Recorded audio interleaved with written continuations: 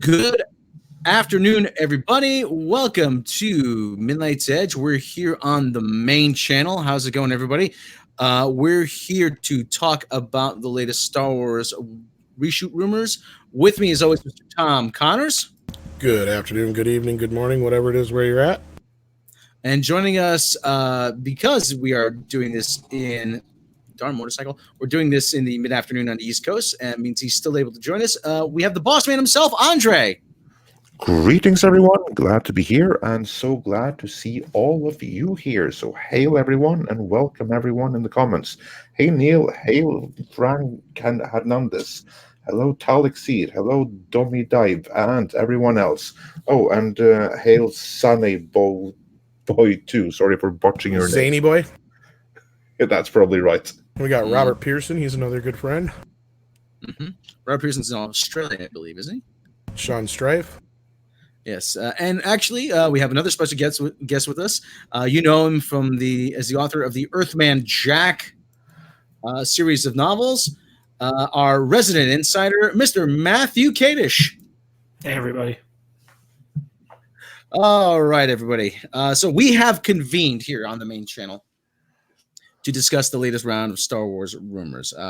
We dropped a video recently regarding just that. Now, as we all know, Episode 9 is coming up in, a little more than 100 days.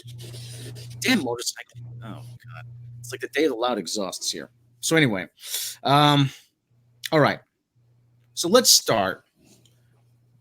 Guys, we're going to start with Tom. I don't want to say this is do or die for Disney Star Wars, and let's make no mistake about it, okay? Robert Meyer Burnett, we admire the guy. We have nothing but good sentiments, good feelings toward Robert Meyer Burnett, friend of the show. He said not that long ago, please stop calling it Disney Star Wars, but it's just Star Wars. But there is definitely a demarcation line between what came before and what we're getting now. With that said, how important is this for the future of the series? How badly do they need to get it right? And your take on this, Tom, what do you think? Well, I mean, I think at this point they're more like just trying to get over that last hump because this is the last film that's going to be in theatrical for a while. We have no idea how long it's going to be until we see Benioff and Weiss trilogy or Ryan's trilogy or combination of both. Whatever it winds up being down the road.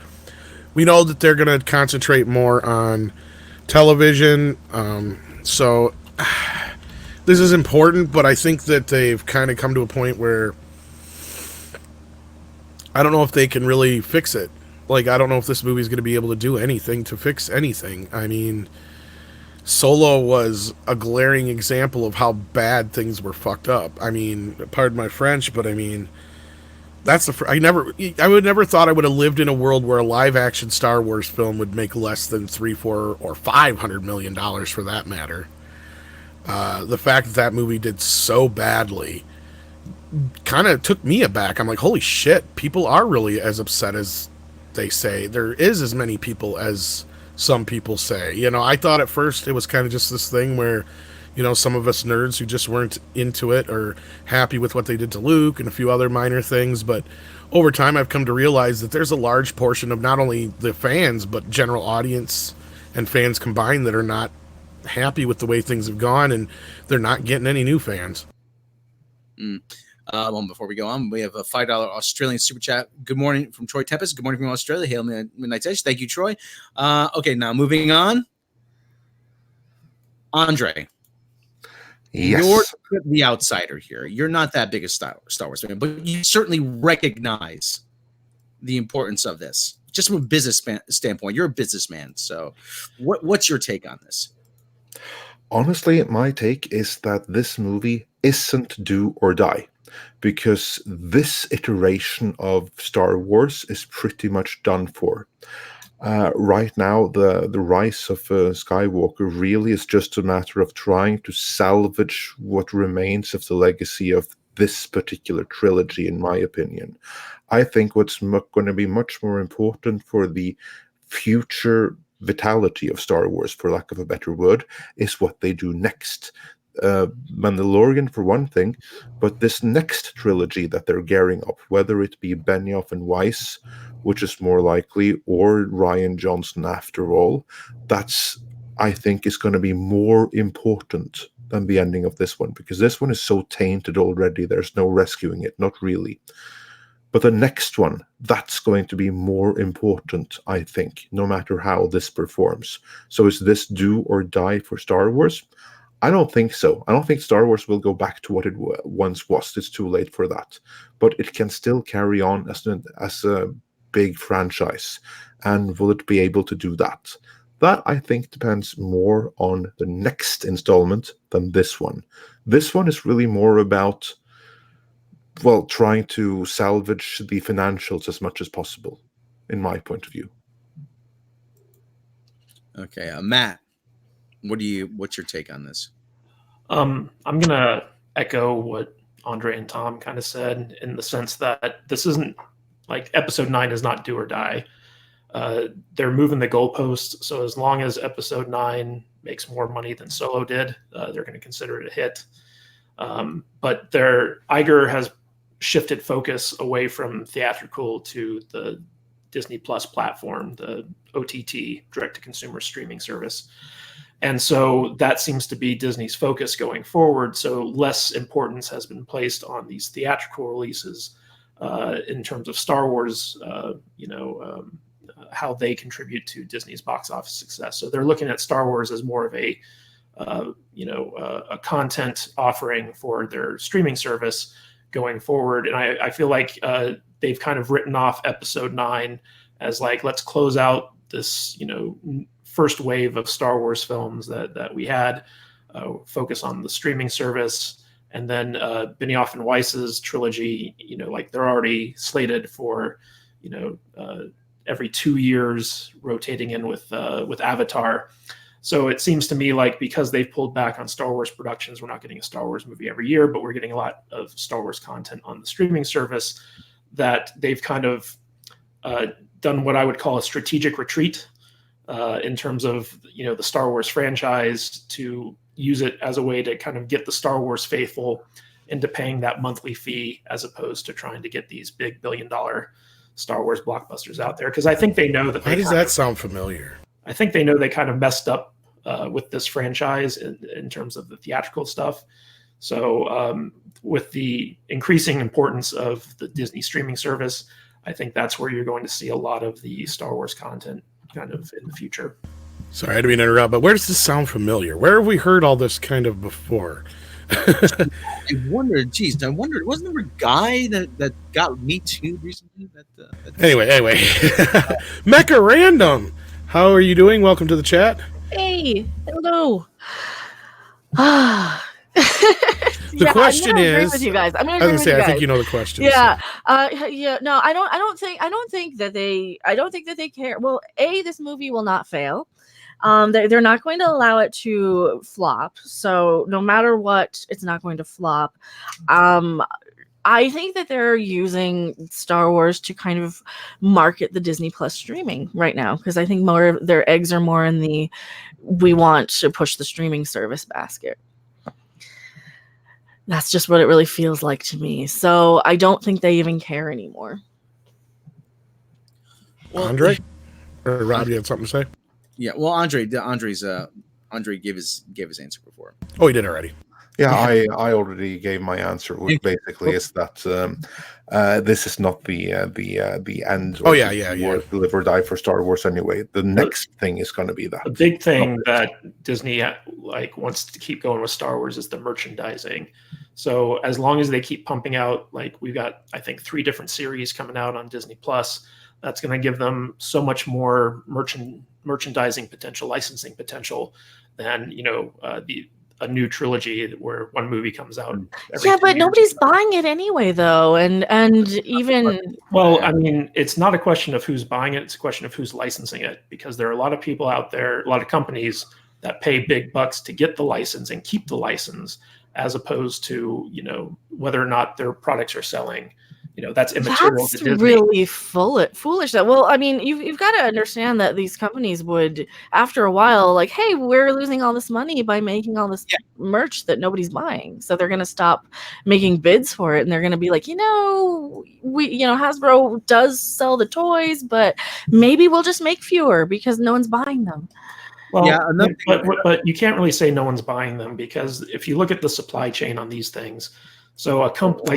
Actually, you can, because I mean, we've done extensive videos on. I know you've done extensive videos. Yeah, everybody has. Really they're really failing. They're really failing. If you really look at the supply chain of it, though. So Hasbro loses. Like Disney makes a lot of money. Can I finish, please? You have a company that licenses the IP from Disney. Disney gets a fat stack of cash up front, plus they get guaranteed minimums based off of those things. Then the company creates the product and sells it to the big box retailers. Now the retailers put it out there, they sell what they can, what they can't, they discount, then they resell that stuff. So everyone's making money. It's just a question of how much money when it comes to licensing. Yeah, and then the retailers come in and they order fewer and fewer, because see, this is where I come in, because I worked retail for a lot of years, and they order fewer and fewer because the companies and people like Hasbro will merchandise things, and they will stop. They will end up selling them to like Entertainment Earth. I mean, like if you just look at discounts at whole if you look at the shelving at like Target and say like, oh, there's so many Star Wars toys here. Retail has shifted to like stuff like Amazon and online ordering. We don't have the numbers on how much those things are saying. Now, I'm not saying that the Star Wars. Actually, I think we do, don't we? No, I don't think we do.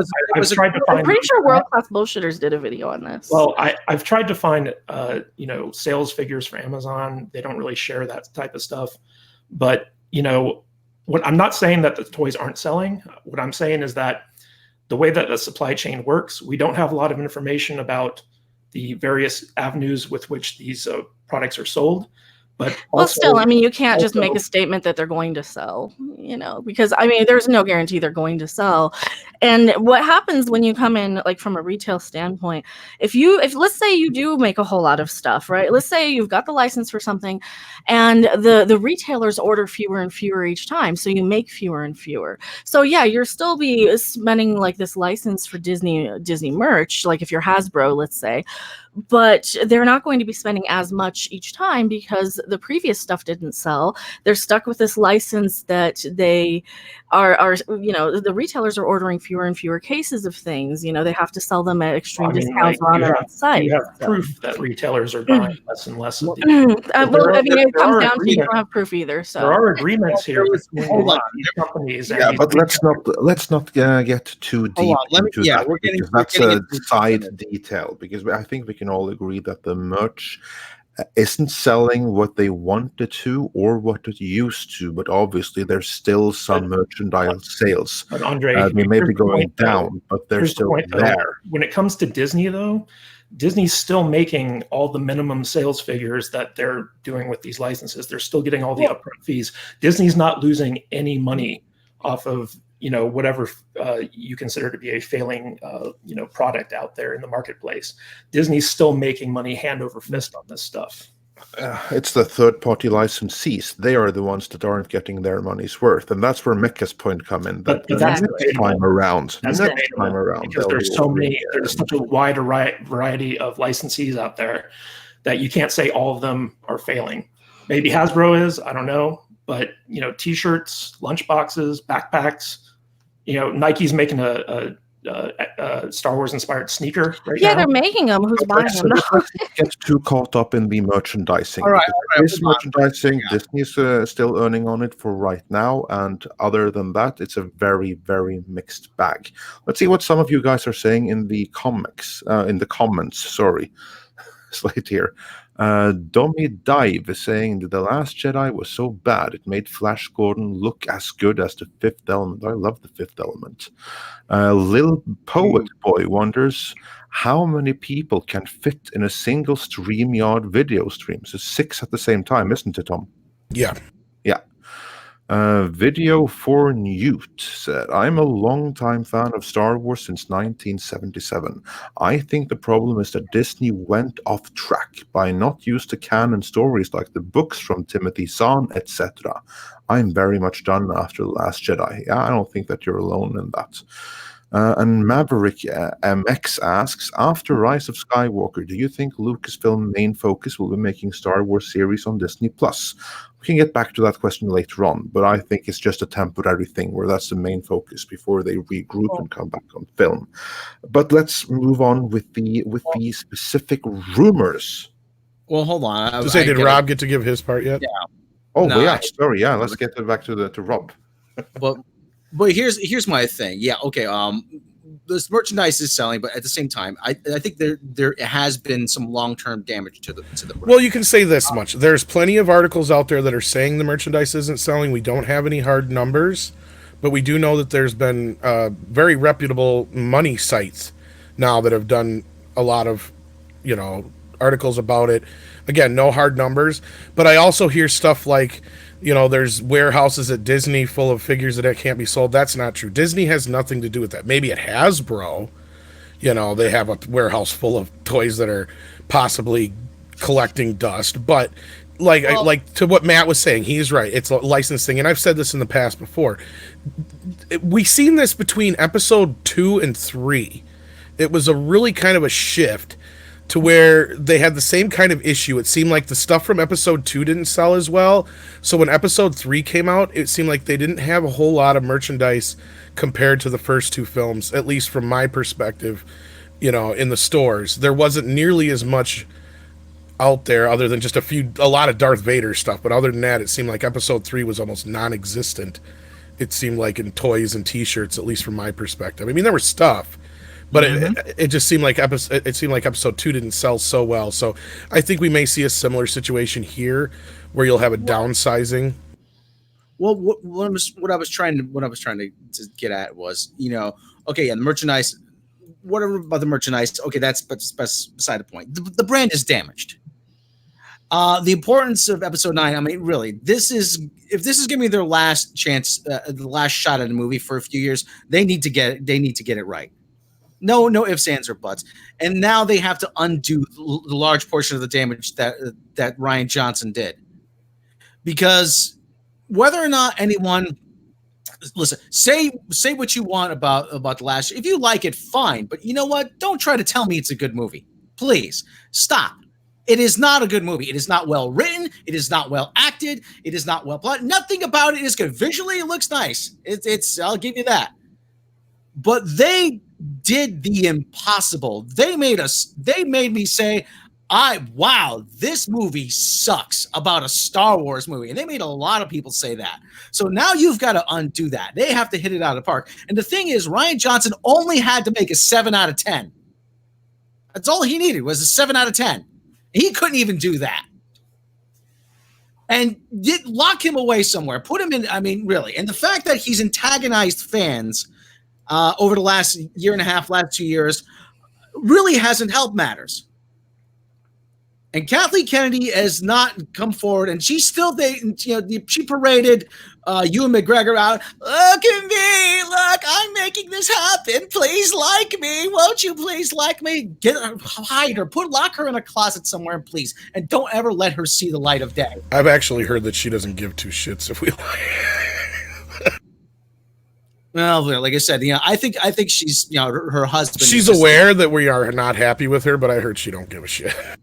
Yeah, well, this is just rumors, but still. If the Rise of Skywalker only makes $850 million, she'll care. That's exactly she'll have, and she is because okay, and we've said this about her before. Her success came down to timing. I don't think she's capable of running a franchise, and The Last Skywalker will be her legacy. It will be. I mean, not to take away, she's probably more than capable of producing. She has more than enough experience producing.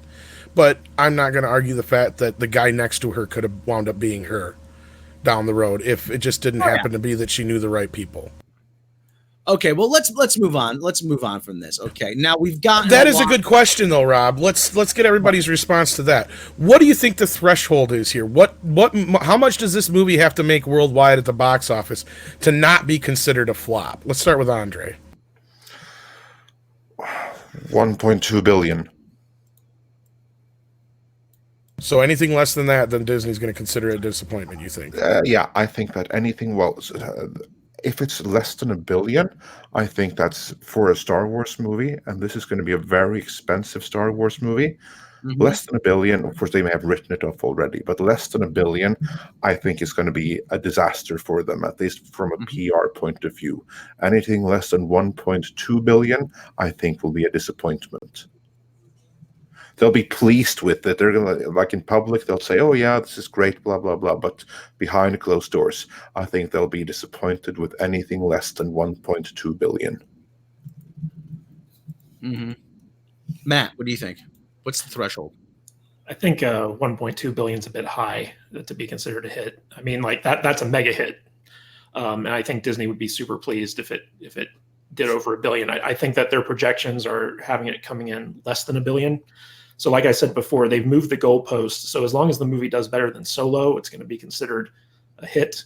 But I would say that if we're looking at a budget of about $300 million, anything over $600 million will probably be a good barometer on that. So, not from a PR point of view, though. True, but I would say that if the movie makes somewhere in the neighborhood between 700 and 900 million, Disney will be happy with it. Mecca?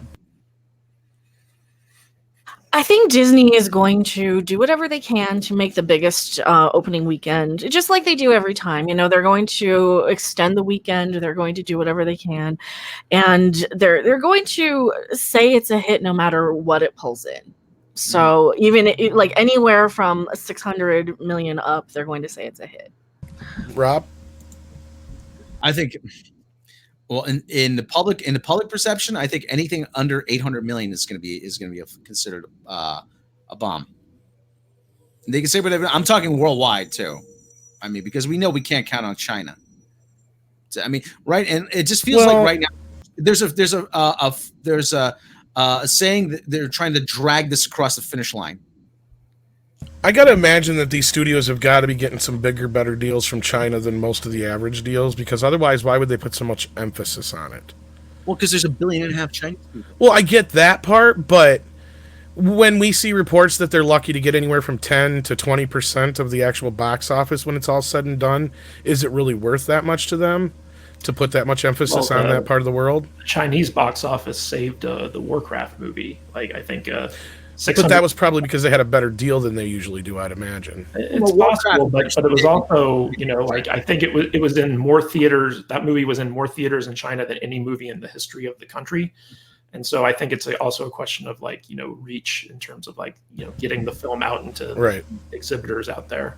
Well, I don't think that this movie is going to flop at all, but if it does, if it does anything less than, say, 800 million, it'll show that the rot has definitely set into this franchise. Yeah, if it does Solo numbers, it's definitely going to be considered a well, that would be catastrophic. Yeah. If it does that, you'll see everybody at Disney freak out. But no, we'll have a bunch of articles saying how we're all a bunch of man babies, and they'll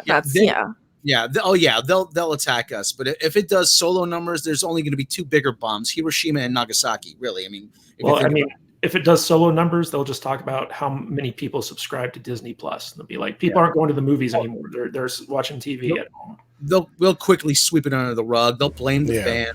Yeah. All right. Now we got 1999 from Mexican Iron Man says, "Wow, I'm a loyal fan of monthly P Patreon. With all due respect of all you, Mecca and Rob are being too optimistic, too logical, and emotional. Issue guys, come on. Emmy is grad school, not elementary school. Well, they're passionate because they love Star Wars, and we all want to see good Star Wars." And at the same time, we got our feet on the ground. We see these things. I check every time I'm at Walmart and wherever else to look and see what's on the clearance section, and I go and look in the toy aisle to see if it's changed at all since the last time I've been there. I keep an eye out for these things too. I mean, there is obviously something going on that these aren't selling. They ain't getting any new kids involved, really. I don't see any kids ever with Star Wars anything anymore. I mean, I don't have a young kid anymore, so I don't see a lot of younger kids. But I'm just saying. I mean, in general, I mean, I don't see. Kids aren't liking Star Wars. Kids are not flocking to it like we did. For this generation, it's really the Marvel generation. Yeah, I keep hearing that everywhere I go. Yeah. And we got another $5 super chat from Captain Hare. What's the over-under on Iron Man showing up and merging Star Wars into the MCU? Okay, Patton Oswalt. I would not rule that out. Maybe turning to well, they are trying to work on the cosmic side of things, Captain Hare, so you never know. Sorry, I didn't mean to cut out there. I think that's the last super chat so far, right? No, I think that we. Or did we get another one? I think we may have missed one. Did we? Aaron Cease also sent a $5 super chat saying, "Let's see how many people camp out in line opening weekend. Bet it won't be many." I don't know. Is it normal to camp out? It used to be, but is it anymore? No, not really. No. I mean, because the campouts happen. Number one for the Phantom Menace, and number two for the Force Awakens. So like after a long hiatus, when Star Wars came back, people were waiting in line for like weeks. I will say there was people waiting in line for Attack of the Clones because I went and seen it at the Orpheum in Madison, and I talked to a few guys who had been there like all week and stuff. And then we found out we were in the wrong line. There was 2 lines. We were waiting in the line with people who already had tickets. We found out we had to go back to the end of the other line to get tickets first, then get back in that other line. So yeah, that's what was my point I was getting to. Is I think the ticket factor has changed. It used to be you used to have to actually wait in line to get tickets. It wasn't as easy to get them online as it is now. You just got an app on your phone and you click it and a bump, you got it in 10 seconds. Yeah. The only time they have problems is if they're getting overloaded. I disagree with that. Because I just have to say that even in Norway, you had a very brief time when people would basically sleep out for tickets, not because they couldn't get them otherwise, because it was the cool thing to do. Well, for Star Wars, it is like They did that for Episode 1, and then they did it for Lord of the Rings, and then that was it. Then it wasn't cool anymore. Right. Well, buying tickets online is only something within the last few years. I mean, well, that's what I'm saying. Yeah. Yeah, and it used to be a big thing in America. And I'm pretty sure in many parts of the world, you would sleep in the 70s and the 80s. You sleep outside, especially for concerts. Well, you'd also have to take into consideration that the reason that these lines happened was because people wanted to get the best seats in the theater, and now with a lot of theaters doing assigned seating, you don't need to do that anymore. Right. Yeah, you just camp out on like you camp out for when they release them online to buy for Fandango. But that's the thing. You remember how it crashed the internet when the episode whatever Force Awakens came out, and by the time the Last Jedi came out, rather, I didn't see a lot of people rushing to buy tickets. It wasn't as sold out. I had no problems getting tickets. I didn't, so there was already kind of a drop off there. Well, I think Last Jedi opened in more theaters too, though, didn't it? No. Actually, Last Jedi I think had fewer theaters in my local one. So because that doesn't mean worldwide, though. Yeah, I don't know about worldwide, but Force Awakens was definitely the bigger deal, and I think a lot of people it was the first divisive sort of film where people are like, oh yes, this is back, this isn't as good, and there's a lot of people out there who don't really like the Force Awakens, and people like Jeff from World Class Bullshitters didn't like it immediately. And I think a lot of us, like for me, I was like, I liked it enough, but I didn't love it. And I wasn't in a huge rush to see the next one. And I think a lot of normal moviegoers are going to be like that. They're going to be, I didn't like The Last Jedi that much. I can wait a couple of days. And I think that might affect quite a lot of it. And here we are 3 or 4 months away from a Star Wars movie. I'm not even hearing a lot in the Star Wars circles of, hey, when does tickets go on sale? Like, I think I've seen an article about it. People aren't really as interested as it was, when Force Awakens came out. Well, the other thing too is we were being told about, this is the Last Jedi is the greatest Star Wars movie ever. It's the greatest. Oh my God, I can't believe how great this movie is. And then when you go watch it, man, this sucks. Remember, Tom? Remember what we said when we came out of the theater? What did we just saw? What did I just see? We were more confused. Well, I was like, my thing was, I said I wasn't sure if I liked it or not. And opening wise, it only did, it did about 20 some million less, I think, just the opening weekend. And I think that was kind of a sign of near the end of the weekend, because otherwise I think it had a earlier out the gate, I think it was doing better than Force Awakens. But once I think that word of mouth started to spread, because really with Force Awakens you had what, maybe 10-15% of the fans that really didn't care for it, maybe a little more. But I didn't hear as much dissonance or whatever with Force Awakens as I did right after The Last Jedi came out. Then everything seemed to like just shift. It was a major shift, it felt like. But I know, Rob, you were also going to say that part of the whole thing with the lines thing, to go with what Andre was saying, is, it's also part of camping out. It's like a sporting event, and when you do tailgating and stuff like that, too. It's not just about that. It's about the experience as well. Cosplaying, lightsaber fights. About that, I just have to say we got a comment from Lost Cause 78 saying we've had assigned seating forever in Denmark. And I just have to say we've had assigned seating forever in Norway too. I don't know of anything else. And U.S. it's fairly new. Getting it recently. Yeah, U.S. it's fairly new. It came about with some of the fancier theaters in the last decade or so. Because before that, I've never ever been to a theater where I had assigned seating until I went to IMAX. Yeah, just the last insane to me, but yeah. Well, in Los Angeles, they had assigned seating in theaters going back to, I'd say, maybe like 2003, 2004. At least when I was there, I was blown away, because I was like, wait, you mean I can pick my seat? Well, yeah, but they're kind of ahead of everything when it comes to that kind of stuff too. They are.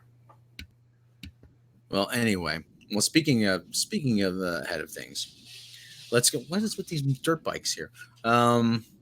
Okay, now let's try to get into the topic at hand, maybe. Yeah. We're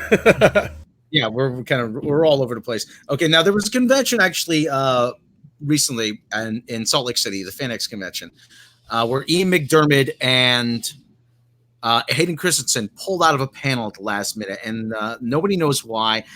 Allegedly, Disney pulled the plug on the panel, saying they were afraid of spoilers being revealed. And then Kessel Run Radio's Noah Outlaw took a picture, as you do at these conventions. You pay money, you stand in line, take a picture. And he said to Hayden Christensen, and he tweeted this, "Hey, I'm looking forward. I can't wait to see you in episode 9." And Christensen winked at him. And I think there's some truth to this, because they were there, they did take the pictures, and then it was like after that came out, because that came out pretty quick, it was like after I heard that, then all of a sudden there was an announcement that they weren't going to be at the panel. Yes. And actually there's been rumors that George Lucas is also involved with episode 9. We don't know to what extent. So, okay, starting with Tom, your take on all of this. I mean, what do you think they're going for? Do you think they're just going to pull out all the nostalgia stops here with this? Well, to start off with this possible scenario, because we have, first of all, we've heard a lot of rumors of reshoots. Let's start there. I do believe that there's some reshoots going on. That's normal in Hollywood. That happens all the time. The difference here is that it feels like their reshoots have run into their actual shooting. And now I have no way of verifying this, of course, but I have heard rumors that there has been nothing but just constant reshooting since the film has ended what was supposedly principal production, because they've had nothing but issues trying to put this story together. And I don't know about the 6 different endings we reported on. Of course, we can't verify that, and probably never will be able to unless they put them all on the Blu-ray for some odd reason, which they rarely do. I believe that to a point, because I'm sure they're trying to either test out different things, plus it's not abnormal for movies like this to film multiple endings just so that the crew and even the actors have no clue as to what is going on, because this is famously going back to Empire Strikes Back, when David Prowse, his words to Luke were, "Obi-Wan killed your father," and then they redubbed it as "Obi-Wan is your father," even though Luke was reacting to the other line.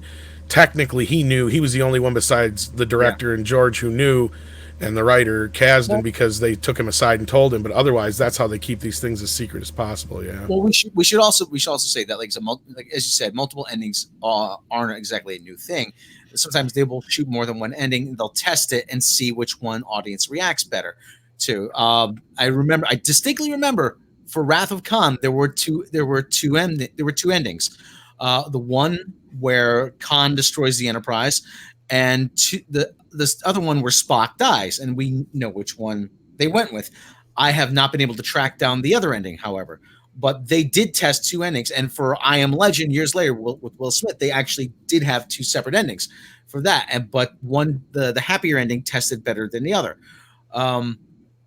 But going on, Andre, your take on this? I mean, what's your take on this? Well, we started conflating 2 different topics there. But yeah, I was going to say, I think the reshoots. One, yeah. The initial one. Let's stick to one thing at a time, and first deal with Hayden Christensen. Will Anakin Skywalker be in the movie, and are they going full out nostalgia here? To which I will have to guess, yes, I absolutely think so. I will actually be surprised if Anakin Skywalker isn't in the movie in some capacity.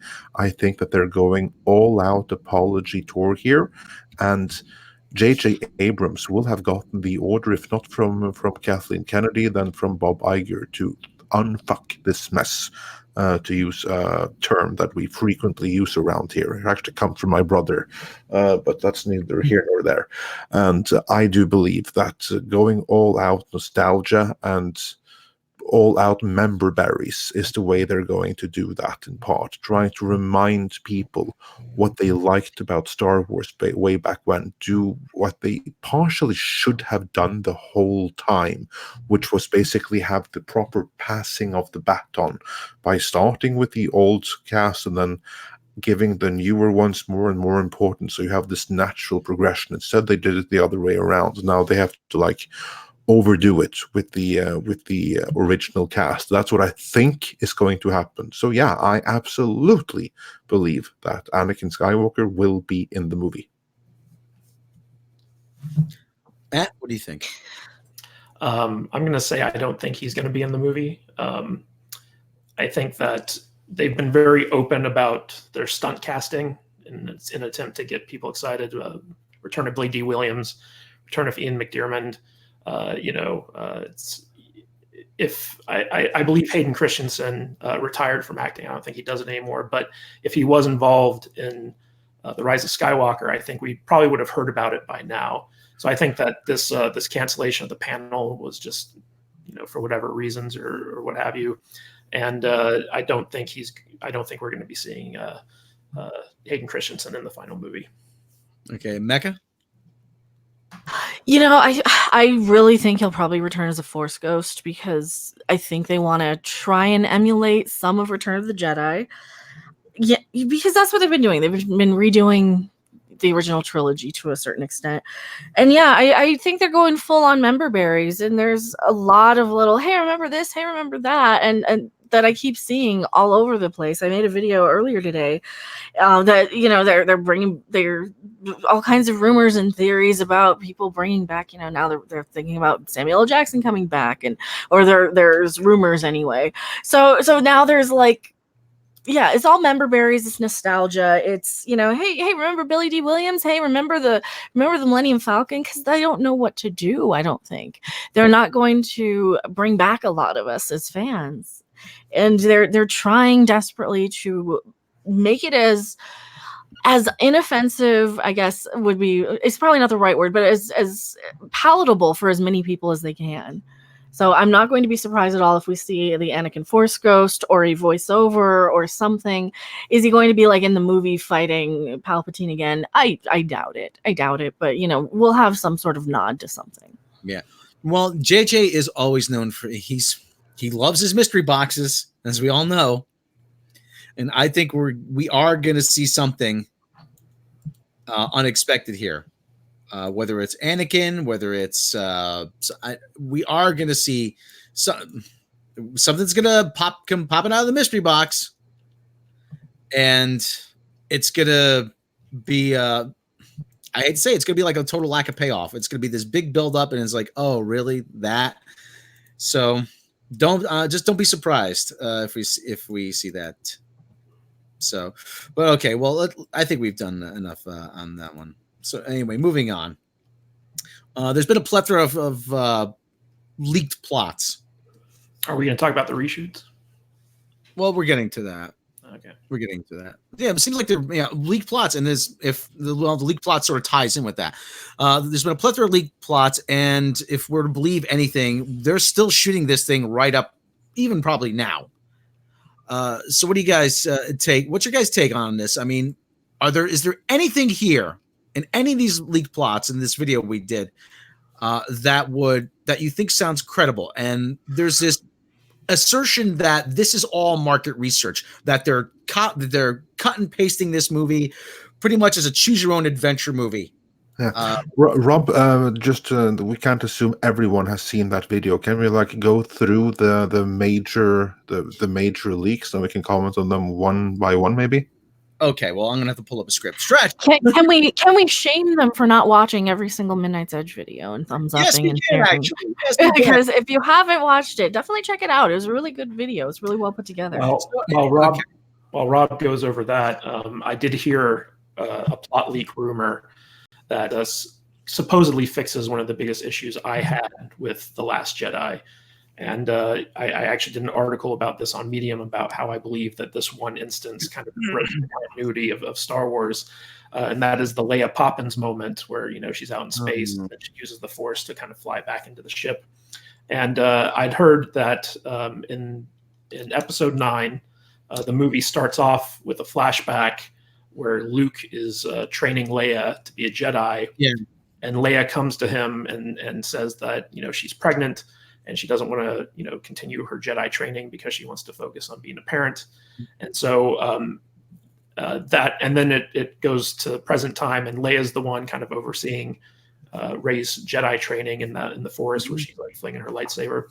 And if that's true, if that's actually part of the movie, then that goes a long way to kind of fixing that lack of setup that Rian Johnson didn't put into his movie in terms of explaining how Leia suddenly has Force powers.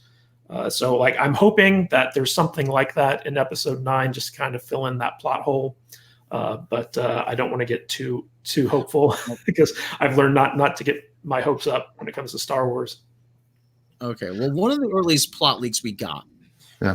Before that, Rob, let's comment on this one particular leak, because we just got a brand new one here that we haven't commented before. So basically, the leak is then or the rumored leak is that Luke at some point trained Leia as a Jedi, and then she gave up when she got pregnant.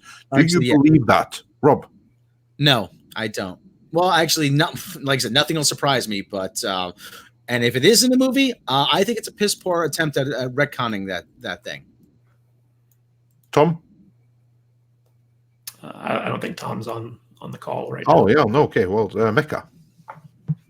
I don't believe that one so much. I mean, and that's kind of an older. Well, it's such a outside of the timeline we're going to be in, because I think they're going to focus a lot more on Rey and everything in this new movie. I don't think we're going to see a whole lot of backstory of Luke and Leia.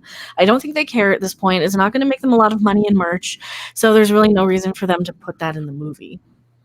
As for me, I do believe we might see something like that, because again, it might tie into to Leia's continued story before they have to kill her off or retire her or something like that in this movie. So I'm inclined to believe that one is accurate, but we shall see. Now, with that out of the way, Rob, sorry for the interruption. Carry on.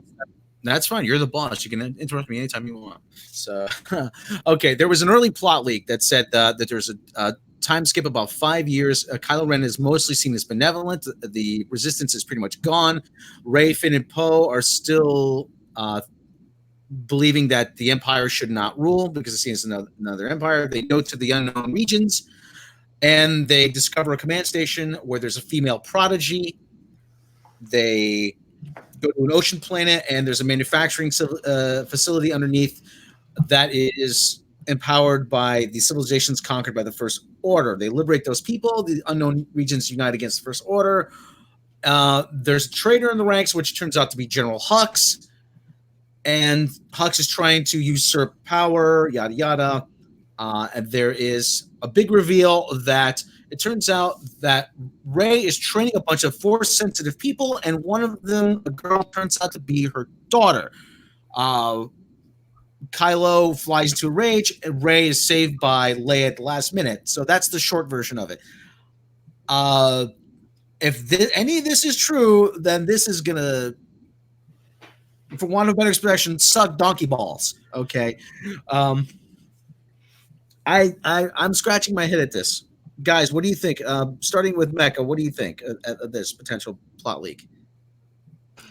I mean, that was one of the early ones from last year, so it seems more plausible that they're going to time skip for sure to me. It's that one seems a little more likely because they did set up with all the children like Broom Boy at the end of and with all the at the end of Last Jedi with the little broom boy, he used the Force to pull the broom to himself. If you guys don't know what we're talking about, but and if so they've set that up. They set up Holdo as being Force sensitive, or at least she's like Laura Dern has given an interview saying, yes, my character could use the Force. She was a Force user. She was sensitive to it. So you got like different levels of it. And that's plausible. That might be something that they either were wanting to go with or will go with. So, okay. Matt, what do you think? So, anything of this sound to you plausible? Yeah, there are a couple kernels in there that I've been seeing kind of congruent with all the other plot leaks that are kind of coming out. I do think that the unknown regions is going to be playing a role in the plot of the film. We even saw in the D23 teaser all those Star Destroyers lined up in that weird kind of sky.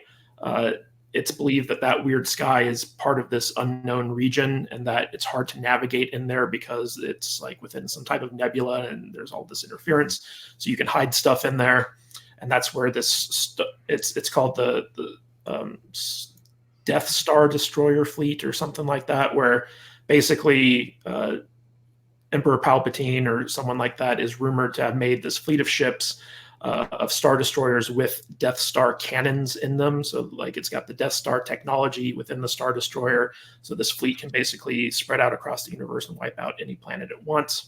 And that's kind of like the big, like, this is something we got to stop type thing. But the unknown region seems to be something that is kind of constant in all the rumors, and from the trailer, it looks like that's going to be part of it. So I do buy that. A lot of the other stuff, it's hard to say at this point, but I think that we're definitely going to be getting a kind of a journey movie where they go from one location to another, chasing after MacGuffin. One thing I did hear is that they find some type of Sith artifact, and in order to translate it, they have to take C-3PO to a certain location and upload the Sith language into his system, and that's where we get the red eyes from. Mm-hmm. And so C-3PO has to translate this Sith language to find the location in the unknown region where they have to go to stop Palpatine or something like that. And that there's going to be a big space battle with all those Star Destroyers and the remainders of the Resistance fleet at the end of the movie as Kylo and Rey are fighting over Palpatine. Mm-hmm. Actually, Matt, that covers the next three plots. So the next three plot leaks. So pretty much, Andre, what do you think about anything in that? It all sounds so stupid. It's probably true. That's basically my It sounds so stupid that it's probably true, and that's basically my opinion. Sorry, on most of the leaks. That. Yeah. It sounds so dumb that you can't make it up without putting it in there. Yeah, well, actually, like I said, as Matt said, there's a lot. Matt pretty much broke down all the remaining leaks, except for there's common threads through a lot of them. I'm looking at the script that we did for the last the video before last. There's all references to a MacGuffin, some sort of rabbit's foot, that similar to Mission Impossible 3. And there seems to be a recurring thing, of antenna into which to broadcast a message that was recorded by Luke that's been held within C-3PO. I forgot to mention, it does seem very likely that the plot point of Hux being a mole for the Resistance, where he's feeding information to them in order to kind of take control. That does seem to be something that could be very legit. So I wouldn't be surprised if that was in the final movie as well. Yeah, I agree. Can I say one comment about the Resistance? absolutely. Because like this whole region, or not, or at least this whole time frame that we're in now, is called the Age of Resistance, right? Yeah. After The Last Jedi, how many are left of the Resistance? Was it like 20 people or something? Like there's 4. like 20.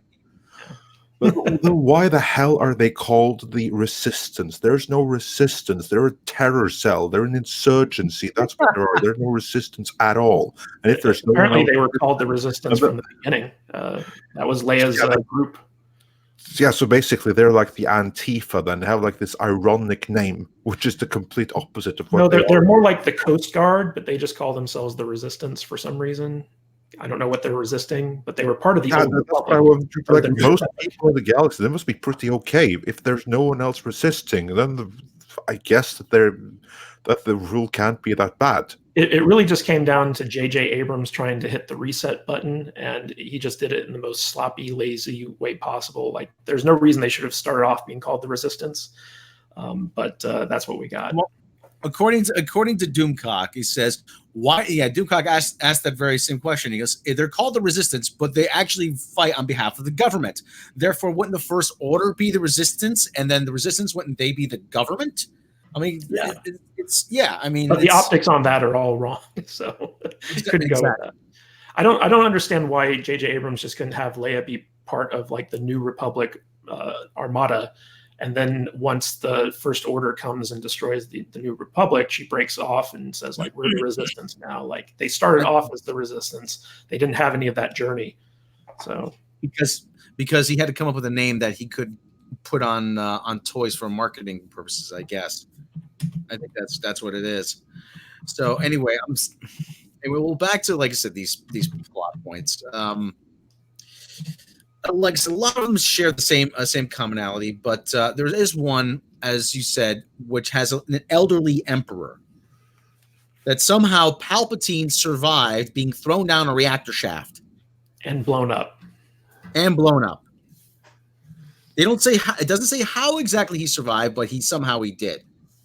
Well, you can just use the Force as the biggest Deus Ex Machina in any situation, apparently. So the Force saved him, whatever. Yeah, and I'm thinking of Randall in the Clerks animated series, The Force.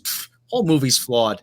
So, but again, but I'm seeing again a lot of references to this antenna, and that Luke is not actually going to be physically resurrected, but it's going to be the rise of his legend.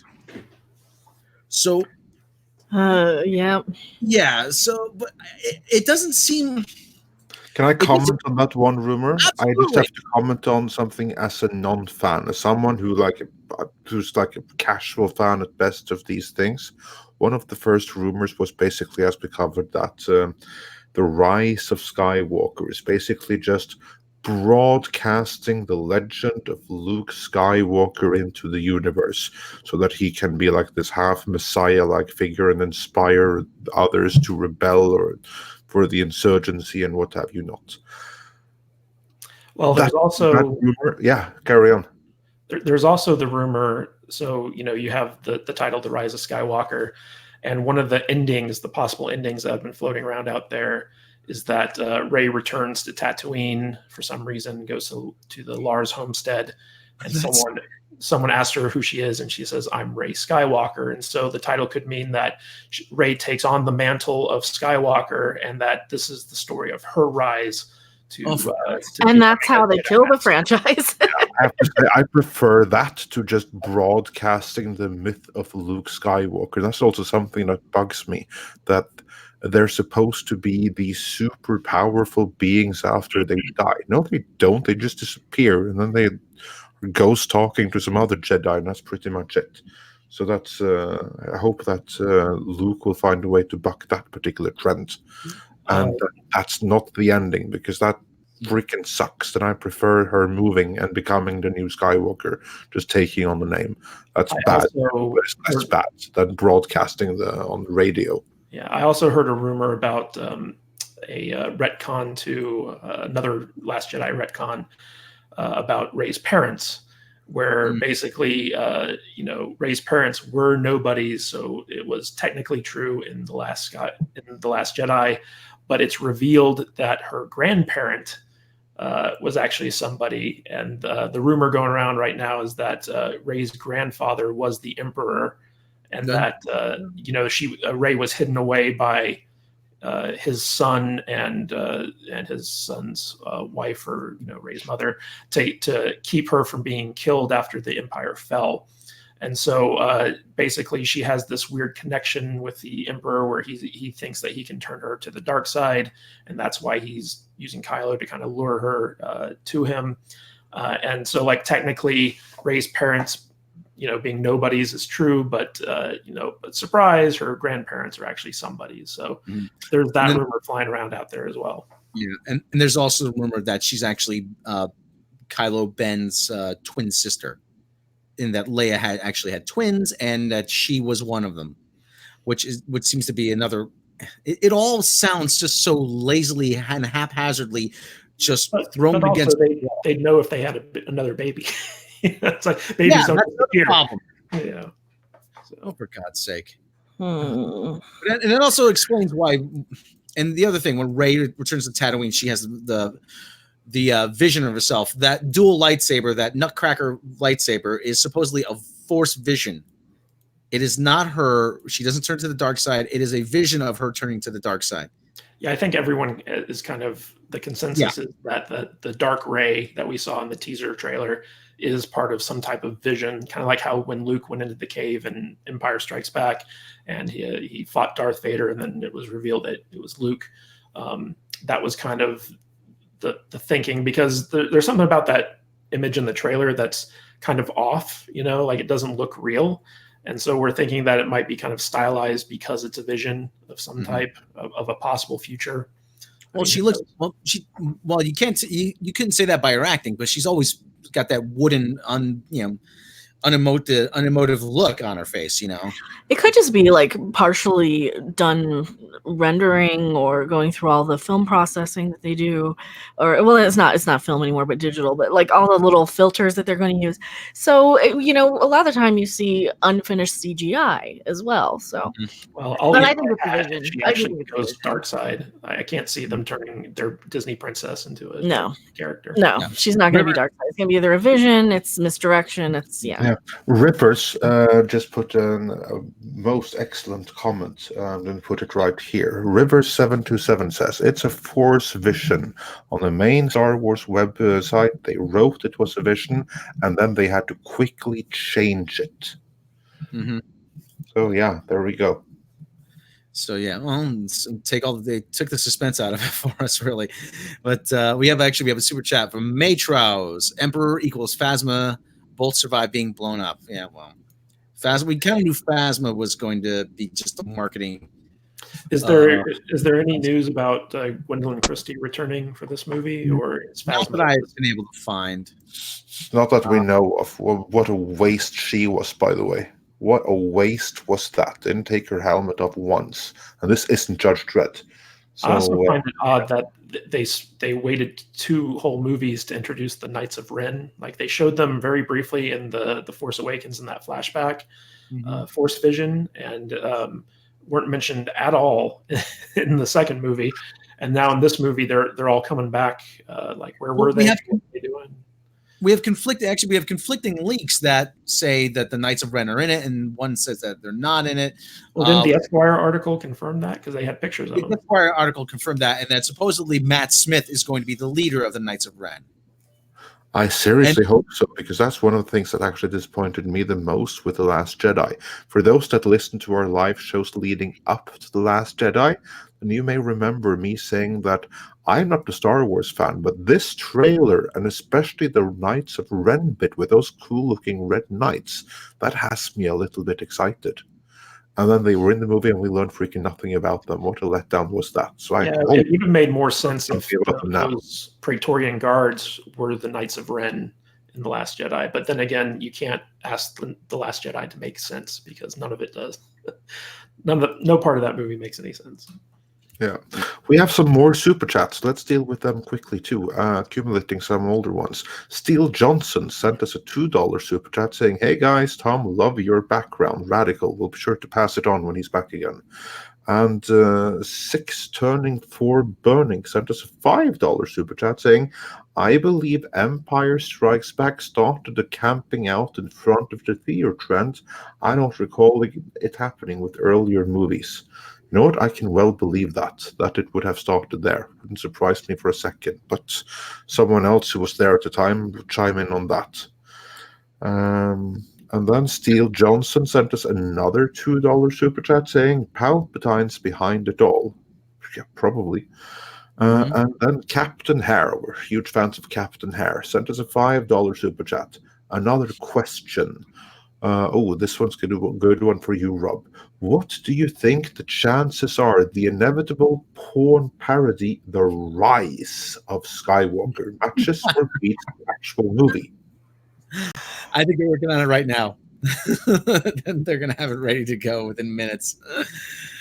Boy. Yeah, and my neighbor Söta Bror Matros sent us a Swedish krona 20 super chat saying, "Emperor equals Phasma. Both survived being blown up." Yeah, that would be just typical, wouldn't it? Let's see, did I miss anyone there? No, I think that's about it. Then we're up to date with the super chats. Well, another getting back to the plot leaks, we got another plot leak that sounds like it's going to take a deep dive into Star Wars lore. We had a source claim that we're going to get Snoke's origin, and Snoke is going to be from a family of powerful Force users that was featured in the Clone Wars. They live on a planet called Mortis. The daughter would represent the light side, the son representing the dark side, and the father being the balance between the two. They live on a planet called Mortis. Anakin confronted them on the planet, and the daughter was killed, and the son has a vendetta against the Skywalker family. That son from that episode is said to be Snoke. Now, I am not familiar. Is anybody here from Matt? Are you familiar with the Clone Wars, with the series? No. No, so much for my next line of questioning. But that would seem to be a good way of bringing in some of the extended universe canon. Well, the Clone Wars cartoon show is considered canon. In fact, Solo, with the reveal of Darth Maul being alive again, actually uses the storyline for that character from the Clone Wars to explain why he's not dead, basically. So I wouldn't be surprised if there could be some connection there, but at the same time, it's just like I hate having to go outside the movies to understand what's happening in the movies. Well, it feels like homework. Well, yeah, and they did that in Rogue One also with Forrest Whitaker's character. He was in the Clone Wars or one of the Rebels. It was one of the cartoons. Yeah, it does. It feels like we have to do homework. I mean, you have to go buy to get the full story. There's actually another deep dive into the Star Wars canon that Luke is not actually dead. He has gone to live with something called the Wills. Now, the Wills was referenced in Rogue One, a Star Wars story. Chirrut Îmwe, played by Donnie Yen, was one of the guardians of the Wills. The Wills were said to be these immortal beings. They're originally in the original drafts of Star Wars. The title was The Adventures of Luke Starkiller from the Journal of the Wills. And the Journal of the Wills is supposedly one of the books taken by Rey at the end of The Last Jedi. Again, this sounds like we're going way, way back to fix this. I don't know how any of this is going to play, because this is, unless you're unfamiliar with any of the deep dive into the Star Wars lore, this is going to sound like you're just making it up on the fly. I mean, this is all good stuff. I mean, this is all stuff. If you actually go and read the novelization of the original Star Wars, it actually starts with an excerpt from the Journal of the Wills, and same with The Force Awakens. But at this point, it's just going to seem confusing. I do agree with Jim Tooner. The Wills is too complicated to make a movie out of. When you start diving down into some of the expanded universe stuff that they've created, it begins to bog things down, and I don't see how you can fit all this stuff within a 2-hour movie without really bogging it down, making it very convoluted. Well, the whole thing about the Wills is they want a way to retcon Luke Skywalker dying. Because according to did he die though? He just kind of disappeared. It just kind of vanished. And they said because the hand is mechanical, that it didn't drop off his body. That means his hand went with him.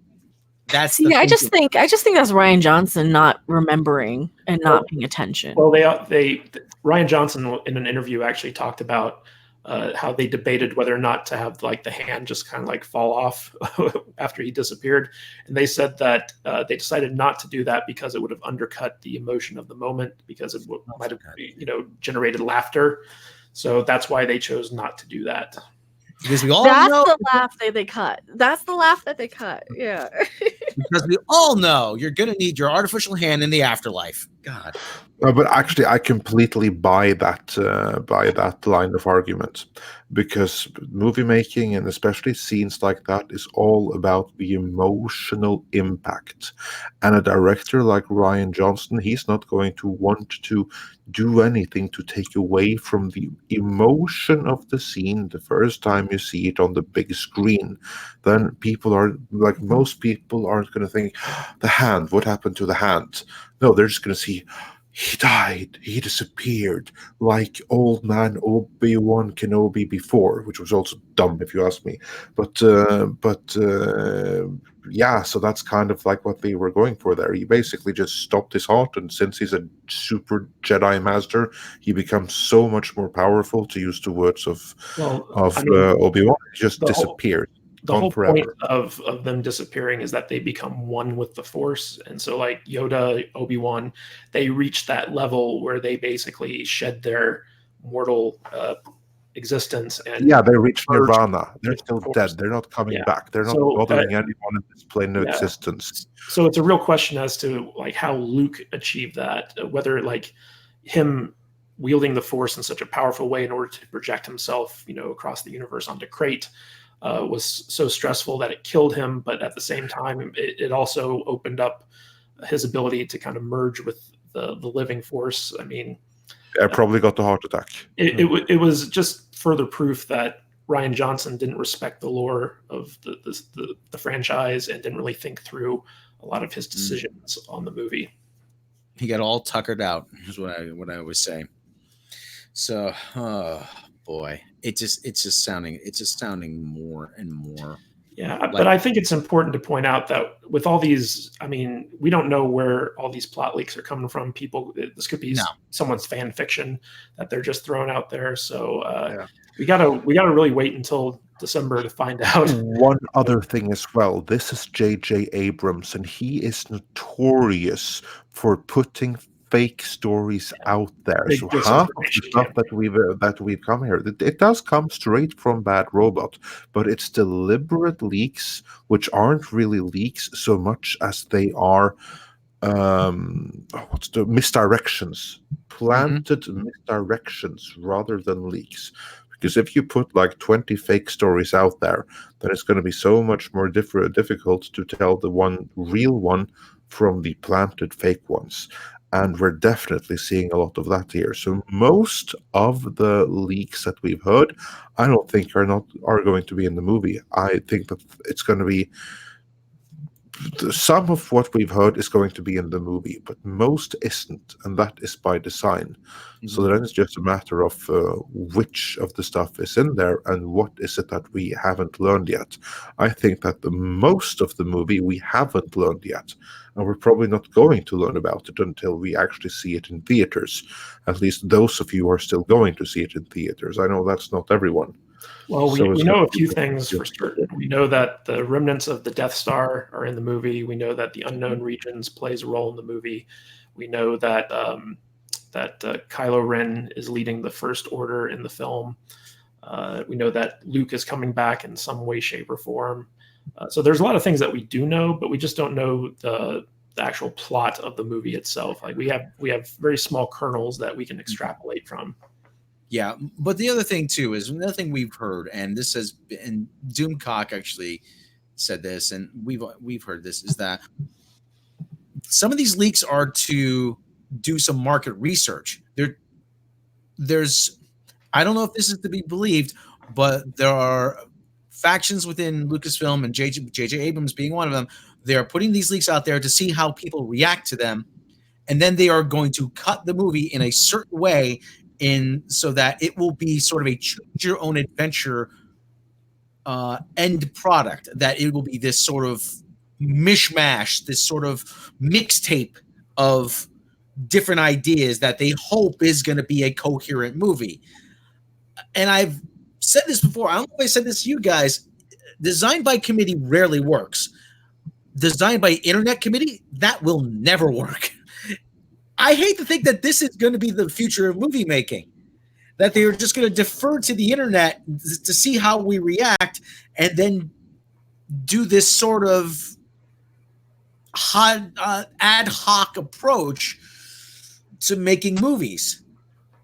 Because we're already kind of doing that already. We're just watching the parts of movies that we like on YouTube. So it wouldn't surprise me at all if J.J. Abrams or anybody else would try this as well. Yeah, I don't know how much faith we should put in that particular rumor, to be honest. I can't buy that one. Matt, your thoughts before we move on to Mecca? Yeah, I'll do respect to Doomcock's source. I'll do respect to Doomcock's source. I don't buy a lick of that. Like, first of all, J.J. Abrams has experience in dealing with movies with very strong fandoms. Like, when he was working on Into Darkness, for instance, one of the reasons that movie took so long to get going, there was a 4-year stretch between, the first rebooted Star Trek. Yeah, it was 4 years in which they did pretty much nothing. But, but they were also very much aware of what the Star Trek fandom was kind of talking about the movie. And so, like, they do monitor this stuff on the internet, but they don't use that for market research. It's when you're making a movie, you basically have to go with your own creative instinct. Like, you can't rely, because so many different people are telling you so many different things. If they are going to do market research, that's what test screenings are for. And that's how the typical thing is done, where they'll have the movie shot, they'll show a version of it to a test screening audience, they'll get that feedback, and then they'll go forward based off of that feedback. Just putting out rumors on the internet and seeing what comes back, especially in a way that's not official, doesn't seem like a very good way to tell a story or make a movie. And it seems like it's more just of a clickbaity type of rumor as opposed to an actual legit story to me, because I've never seen Hollywood really work that way. And I definitely think that J.J. Abrams, if he did work that way, we'd have probably seen it by now. So I wouldn't put too much stock in it personally. Well, the other thing too is that, they're aware of what people are saying on the internet, but as we've seen, and especially in the case of Star Trek Into Darkness, I don't know who said this, but I think you said it, Andre, that the only reason why it's called Into Darkness is because of the Dark Knight. Oh, well, people like dark movies, we'll just call it Into Darkness. So I did not say that. Someone probably did, but it wasn't me. Yeah, well, okay, well, if I misattributed a quote to you, then whoever said it, I'm sorry, but we're already kind of seeing things that, and especially from J.J. Abrams, that are done just because to elicit a reaction from the public that are familiar and that the internet and people and the audiences respond to. So, it's wouldn't surprise me if they have their ear to the tracks, as they say. Well, we do know that there are people at Lucasfilm whose sole job is to monitor like YouTube and Twitter and find out what people are saying and report back to the creatives. So I mean, they did that with Ryan Johnson. They did that, I think, with Kathleen Kennedy and stuff like that. So I'm sure J.J. Abrams is very well aware of everything that's flying around out there, but I don't think he's the one who's kind of orchestrating it, and I don't think that Lucasfilm is using it for market research. I think they're just kind of taking the temperature of things out there, and if there's anything that might be spoilerific, because one thing that J.J. Abrams does have a lot of experience doing is keeping a tight, kind of like a tight production, in the sense that he doesn't let a lot of stuff leak. In fact, when he was doing Into Darkness, one of the big problems was that he clamped down so much on what could be revealed in the marketing that Paramount wasn't able to properly market that movie. They weren't able to tell people, hey, this is the return of Khan or anything like that, because it was supposed to be a big surprise in the film. And so he does have this track record of kind of being very secretive about what his movies are going to be about. And it's been like that for a very long time. So I doubt that he kind of changes MO for this one. So, but I guess we'll see. But at the same time, though, yeah, it was, not to get too off topic, but in the case of Khan being in Into Darkness, it was the worst kept secret that summer. Everybody was asking, is Benedict Cumberbatch, is he Khan? No comment. So they're like, come on, we know he's Khan. Just tell us. They flat out lied. They said, no, he's not Khan. Yeah. Like, they came out publicly and said, this isn't Khan. And then But let's move away from Khan and Star Trek. Mecca, your thoughts on the most recent batch of rumors, which would be the market research rumors. Do you think there's something to them, or is it just way too out there? It's very out there, but the more I see, I think they do still kind of want to test the waters on like what the fan reaction is to certain characters, because look at what they did with Obi-Wan Kenobi way back when, and it wasn't to bring him back for a movie, but it was to bring him back for a TV series. Same thing with like Boba Fett, same thing with all these little characters that we hear, quote unquote leaks of, rumors of, fan theories of, all this stuff. And I think a lot of the time, and like Tom said in chat here, that it might be to weed out the actual moles, or to weed out the people who are actually leaking actual information so they can trace that back. But I think they probably did film a few endings. It's less like choose your own adventure and more of a which one might test best. I don't know. I think that this movie is probably going to be written in the editing room in a lot of ways. I don't know how much of a solid, and that's just my gut. I don't have any information. It's just a gut instinct. Well, speaking of reshoots, actually, let's go on that. There's a tweet from a guy named Art Savannah, who is a pop culture writer. He's written for Playboy, The Spectator, LA Weekly, other magazines. He tweeted out, "I'm being told that Disney's reshooting scenes for Star Wars. Don't quote me. Things aren't looking good. Too many variables and audiences to please. George Lucas, as a creative consultant, seems like a very likely occurrence, though there's no telling how much he'll have." So, Andre, what do you think? What do you glean from this? I know there's not a lot of information here, but what's your opinion on this? I think that to the extent of which there are any reshoots happening right now, it's probably just minor pickups. I think that there has been extensive reshoots already.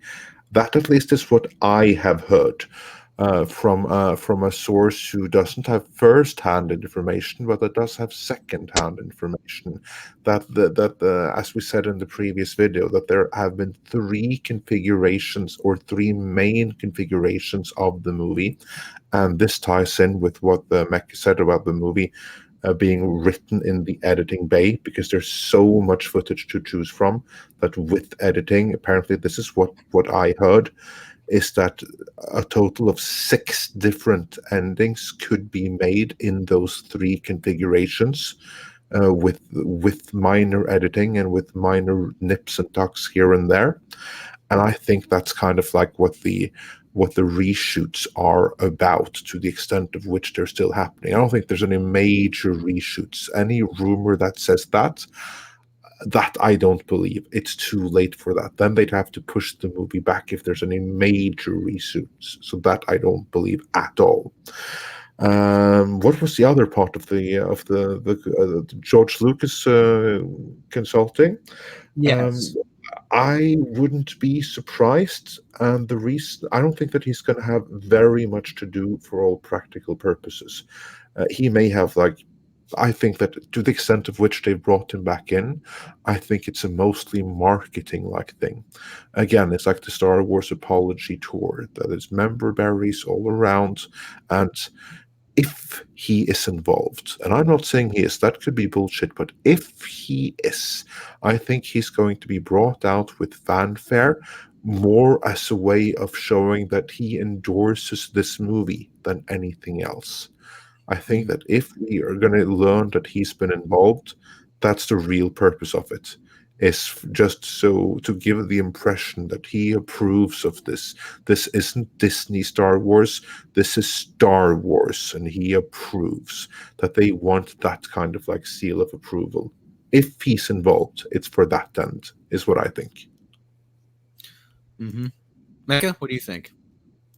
Yeah, that seems really likely. I think that he's not going to be coming in and taking over, but yeah, he'll be coming in it's like bringing in the previous president, even though they're a different political party, to be in the same room with the current president or whatever. It's like, see, we're still on your side, we're still on the same team. I think it might be one of those things. If anything, it'll be just for that, for marketing. Just so people can say, "Oh, see, George Lucas is involved. See how good it is." But no, it's exactly that they're playing on the nostalgia so much. I mean, that's why you see so many familiar things. That's why you're seeing, oh, it looks like we're back on Endor, and oh, there's a speeder, there's Rey and a TIE fighter. It's all the same thing over and over again. Yeah. Just a quick question on Andre. You think if they are doing any reshoots, it's just to make all the other pieces fit? Yes. Okay. Yes. If there's reshoots at this point, then I think it's just a matter of finding connective tissue. A scene here, basically mostly second unit stuff is what I would imagine. Connective tissue to make it all hang together, basically. I don't think that there's any more restructuring or rewriting being done at this point. I think they've already written the movie and the edit. Now it's just a matter of finishing up what they've already written, is what I think. Matt, your thoughts? Yeah, so typically reshoots for movies are completed, anywhere from 3 to 4 months before the release date of a film, because you need time to, lock the picture and do all the special effects and stuff like that. So it's not unusual that episode 9 would be doing reshoots in the month of September, because this is basically we'd have 4 months out to the release date. Now, if the reshoots continue on into October, then we can probably say that, there might be some trouble brewing, because that's really pushing it. But I believe that they've been doing reshoots for the past 2 or 3 months, if I'm not mistaken. So they have been doing extensive reshoots. I don't think that it was just connective tissue that they were doing reshoots on. I think that they might have decided to include new scenes, or expand upon existing scenes, or what have you. But at this point, it probably just is minor pickups if it's winding down. The biggest kind of thing that you can tell with substantive reshoots, as in this scenario, is that J.J. Abrams, Mecca had it right on the money. J.J. Abrams is basically writing this movie as he goes. He didn't have a script that he was going off of from the beginning. He's kind of just, kind of as it comes to him, he's shooting it. And then once he gets in the editing room, he realizes oh crap, we needed this too to make this work. And so he had to go back and do reshoots. So I think that he has a history of kind of writing on set and figuring out the story as he goes. And that's one of the reasons why his movies tend to kind of not stick to the landing when they come down to it. As far as Lucas goes, knowing how J.J. Abrams works, I don't think Lucas would just be there as a marketing stunt. I do think JJ would genuinely try to get his blessing or try to get his feedback on his ideas. But more shrewdly, I think that it was a smart move on JJ's part to bring Lucas in as an advisor, simply because it shields him from a lot of criticism. So like if the movie comes out and fans are unhappy with it, he can just say like, well, it got George's blessing. George approved of this, so, you can't blame me. I got approval from the guy who created this stuff. And so I think that that was the two things is that number one, it was to shield him from any criticism. But number two, it was also to get his genuine feedback on the story, because I do think JJ wants to make a really good Star Wars movie to end out this trilogy. Oh, actually, hold on. I just want to point out for a second. Computing Forever, Point of Personal Privilege, just came to say, hey, guys. Hey, Dave Cullen from Computing Forever is in the chat. How are you doing, Dave? Hey, Dave. Big fan. Yeah, I'm a big fan, Dave. Glad to have you here. Let's. Actually, if I may be so bold, I'd love to have him on at some point. Yeah, get him on right now. Send him send him an invite. Yeah, do you have a way to get in contact with you? Beautiful thing. Anyone have it on Facebook or something? I don't. Oh, hold on.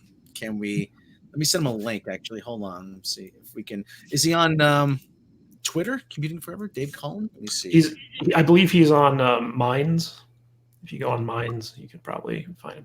I believe he left Twitter behind a long time ago and migrated over to the other stuff. What's it called? Minds?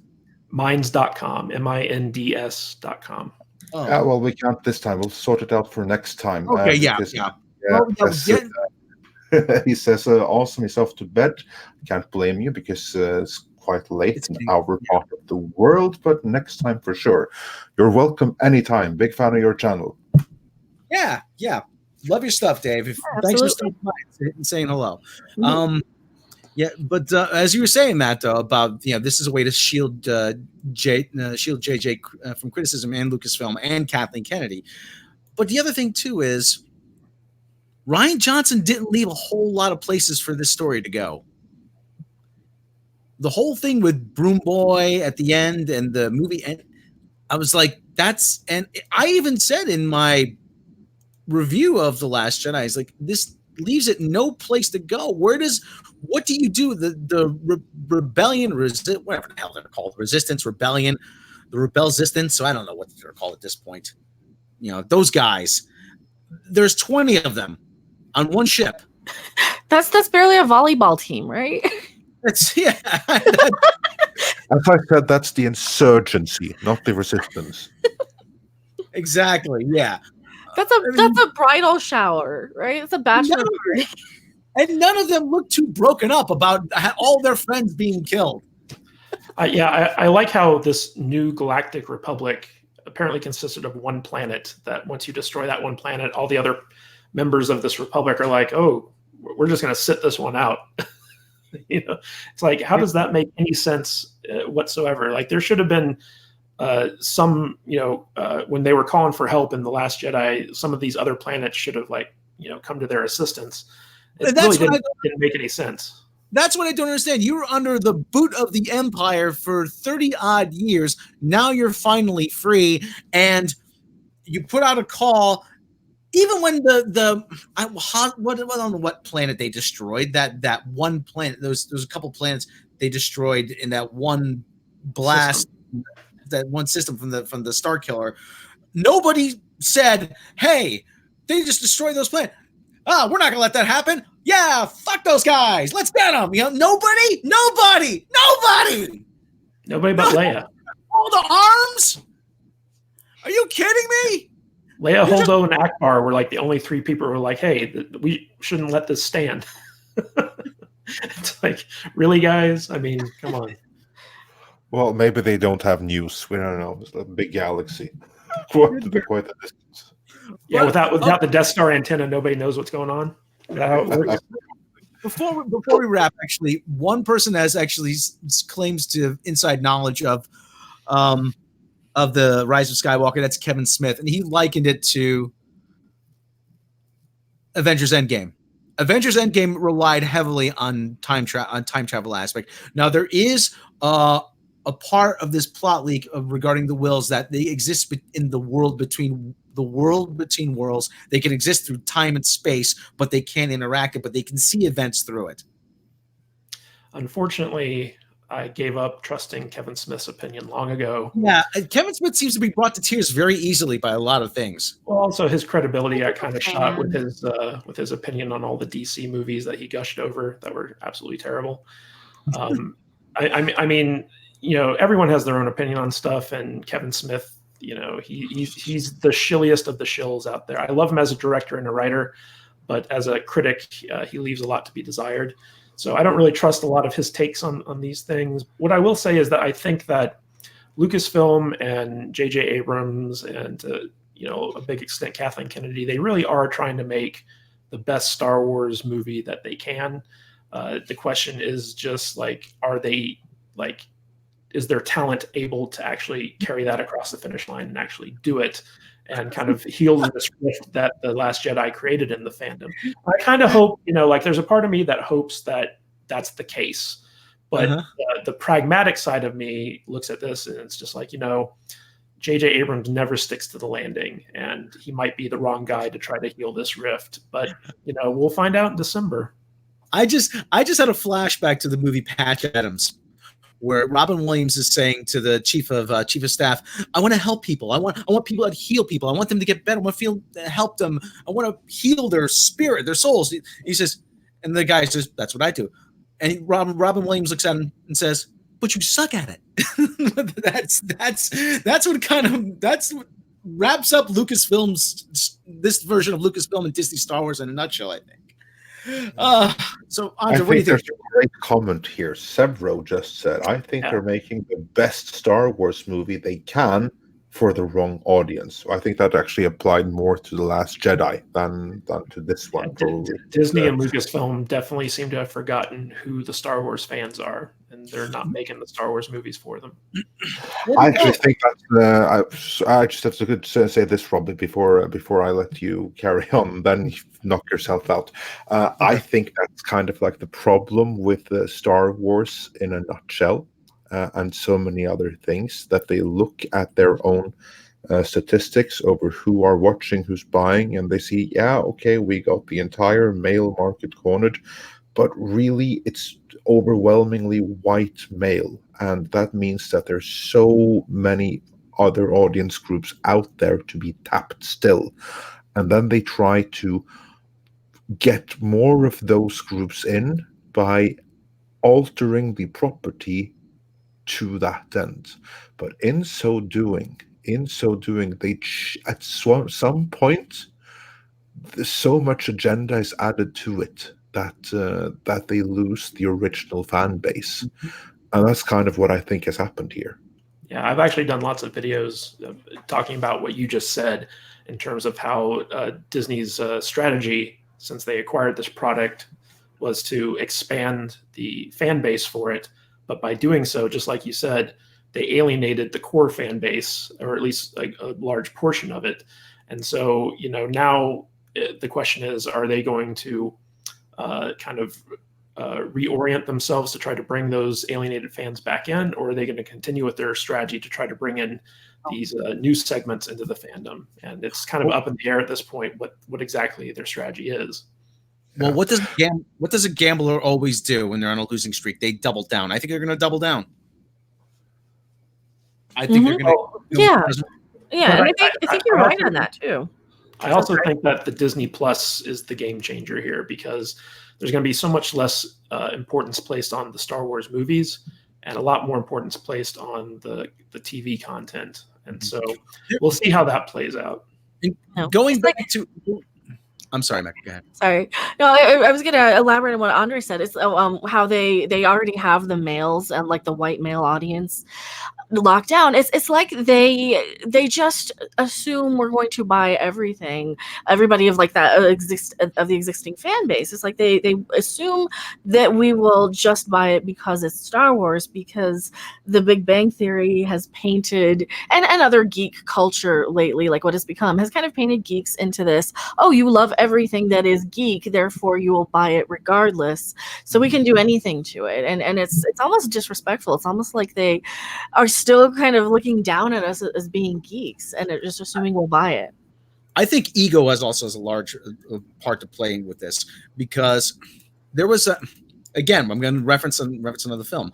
There was the second movie, Oh God, Part 2, when the little girl said, "Yeah, I've been talking to God," and they put her in front. They were going to commit her, and they went before a council of very learned professionals in the field of psychology, psychiatry, medical doctors, and the guy who was head of this committee said, "Well, think about it, guys. If she's right, then we're all wrong."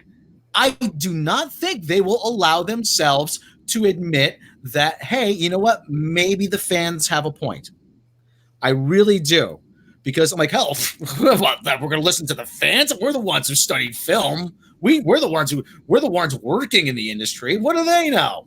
And they're just going to keep. I think they're going to keep doubling down until they destroy the profitability of the franchise. The other thing too is there was a second point I was going to come back to, but I kind of forgot it. But anyway, Andre, I mean, what are your take? What anything else to say about that? You mean about them admitting that they're wrong? Yeah, that's not going to happen.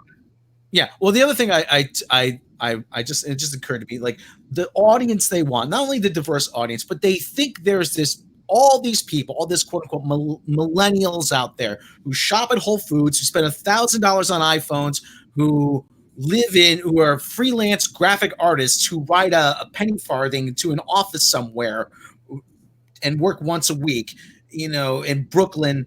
They go to an office in Brooklyn and they part of the gig economy. They think that they're the ones that are going to line up overnight nobody does that anymore. But anyways, they think they're the ones that are going to see Star Wars with very switched on people who dress like lumberjacks and don't live within 100 miles of the nearest tree. They don't spend money on those types of movies. It's been proven. They don't spend money, period. I mean, your committed fans, the ones who are my age, Andre's age, Mecca's age, your age, Matt, who have kids who are going to take their kids and say, this is Star Wars. I used to watch this when I was your age. Those are the people who they needed. And they just decided to give a finger to. Yeah, that's like the irony, because their goal was obviously to try to expand the audience, as Matthew so succinctly said. But what they did instead is that in so doing, they altered the property so much that they lost the core audience, and so instead they contracted the audience. That's what happened instead. They tried to appeal to new audiences that didn't come in. That should be emphasized, because they try to bring in an audience that isn't interested in this, and that's not going to be anyway, at the expense of those that were there. So yeah, nice going. Yeah. So anyway, I don't know where else to go with that. So you think that's the goodest place as any to call it? I don't know. Yeah, let's go and see if we have some more super chats, or if there's some other comments that need to be highlighted. I've tried to highlight some of them along the way here. Let's see. Let me ask you guys real quick. When do you think the final trailer is going to drop? Will we see it in October, or will they wait until November? I think October, I guess. I think we may even get two more. I think we're definitely going to get one over the course of October, probably. I think we'll get one in October, and I think we're going to get one at Thanksgiving. That's probably really cutting it close. I think it's going to be right when the tickets go on sale, right? And that's usually around October, like October 4th-ish. Whatever. That's when the next really big movie drops, right? That's the Joker. Are they going to advertise in front of the Joker? Probably. It would be a wasted opportunity if they didn't. Yeah. They'll premiere one on Monday Night Football. Joker's rated R, though. Oh, Tom, welcome back again. I had to put the old fan back in. But anyway. Oh, man. That's a whole nother story, and I'm back. Yes, finally. Better late than never. Anyway, let's move on to some super chats. Since the last time, Death of Star Wars, that's a nice name, sent us a $10 super chat saying, Force Friday and Journey 2 campaign started in September for the Force Awakens. Sorry, on the 9th of April 2000. Oh no, it's American dates. I guess it's the 4th of September 2015, and The Last Jedi the 1st of September 2017. But for Rise of Skywalker starts on October 4th, 2019. Is this a sign Disney didn't have faith in the franchise? No, I don't think so. I think that's just a complete coincidence. No, this actually goes with, it's kind of like I don't know if you call it a rule or a regulation. I think it's just an understanding, because, Rob, I showed this to you too. Yeah, there's kind of an agreement with, would you say it's an informal agreement that they don't have? It's in writing. Yeah, it's in Raiders. Yeah, it's in writing, yeah.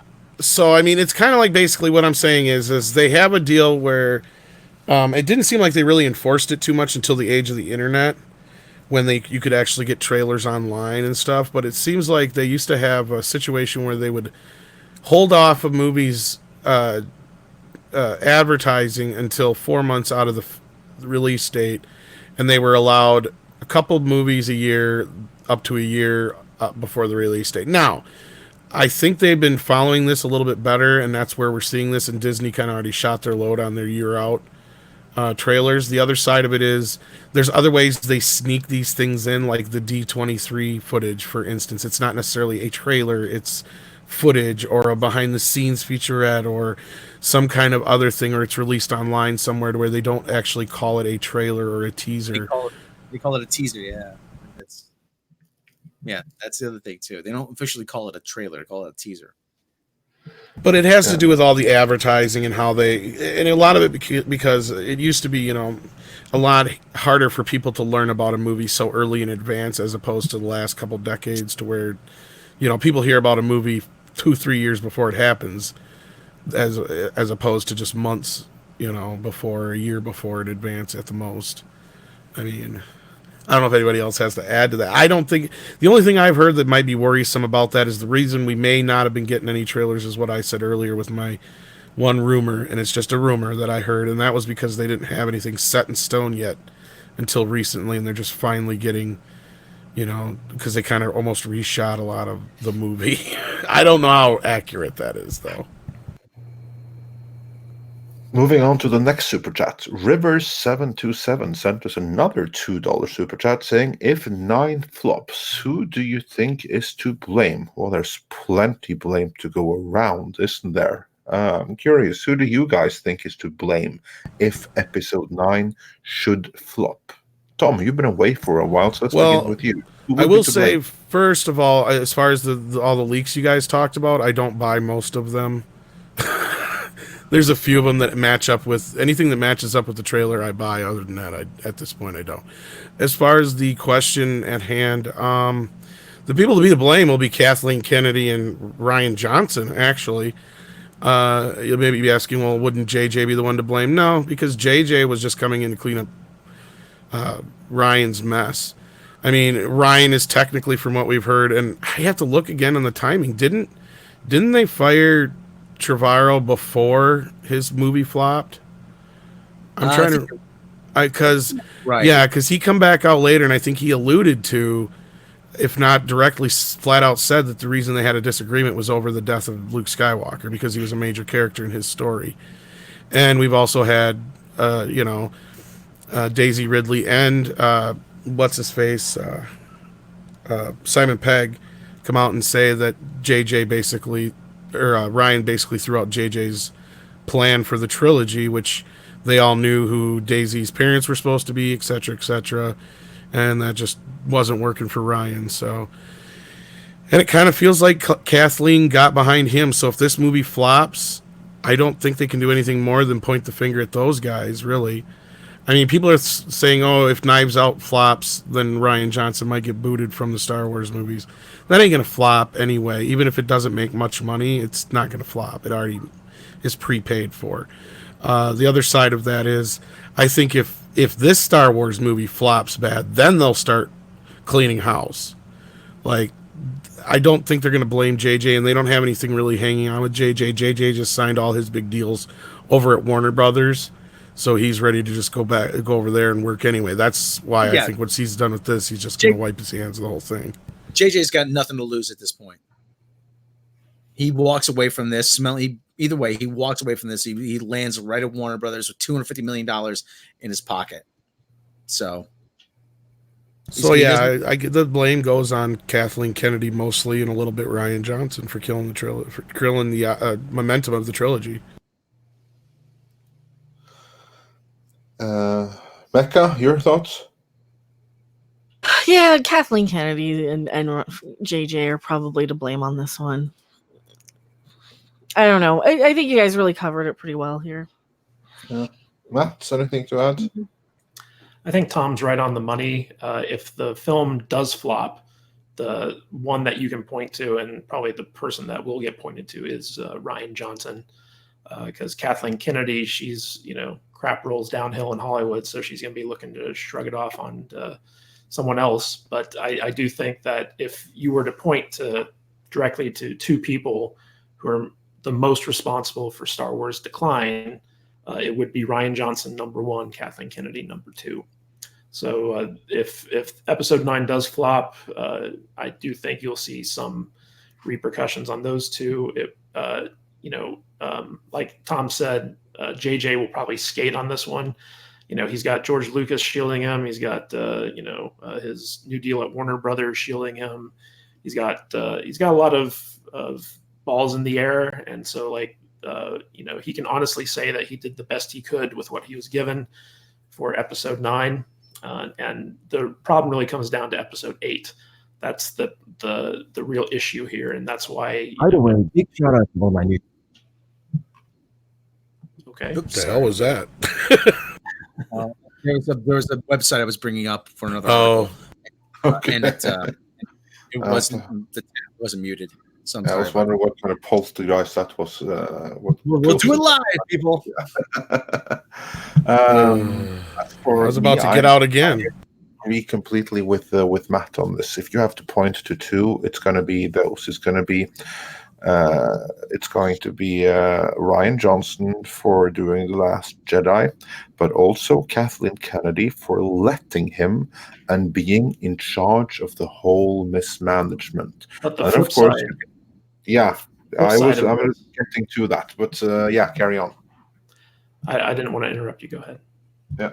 No, the flip side also then, but who allowed Kathleen Kennedy to take things to quite this level? And you have to look even higher up. That's the final thing. And he's leaving, so. But the flip side of this is that what if Episode 9 is a hit? What if it hits $1 billion? That means that Kathleen Kennedy is more cemented in her position. That means that Rian Johnson's going to continue with his trilogy. That means that everything is status quo and going on as planned. What does that do for the community?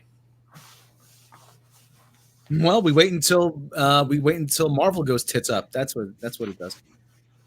Well, no, that'll be a good thing if the movie's good, and for the most part, people are like, all in all, it ended on a high note for everybody. Blah blah blah. And if The Mandalorian turns out to be good and Obi-Wan turns out to be good, people will come back around. That's the best thing that can happen if it's good. Yeah. That's what we all want. Nobody wants to hate Star Wars. That's the thing. That's the thing a lot of people are missing. We don't want to hate Star Wars. I want to love Star Wars, but you know what? And I've said this. You're not giving me any reason now to like it. That's probably. I want to love Star Wars, but Star Wars don't love me right now. So. Yeah, if you're that's what Rob's saying. You're a middle-aged white male.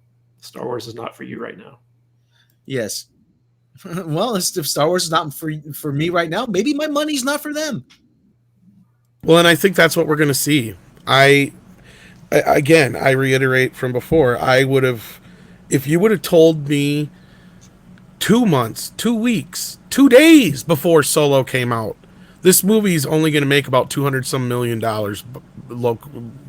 in the box office, I would have laughed at you and called you a moron.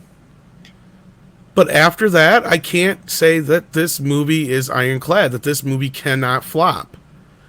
I can't now in good conscience or even put any money on anything. I mean, this is like the first time going into like a situation with Star Wars where you're like, anything could fucking happen.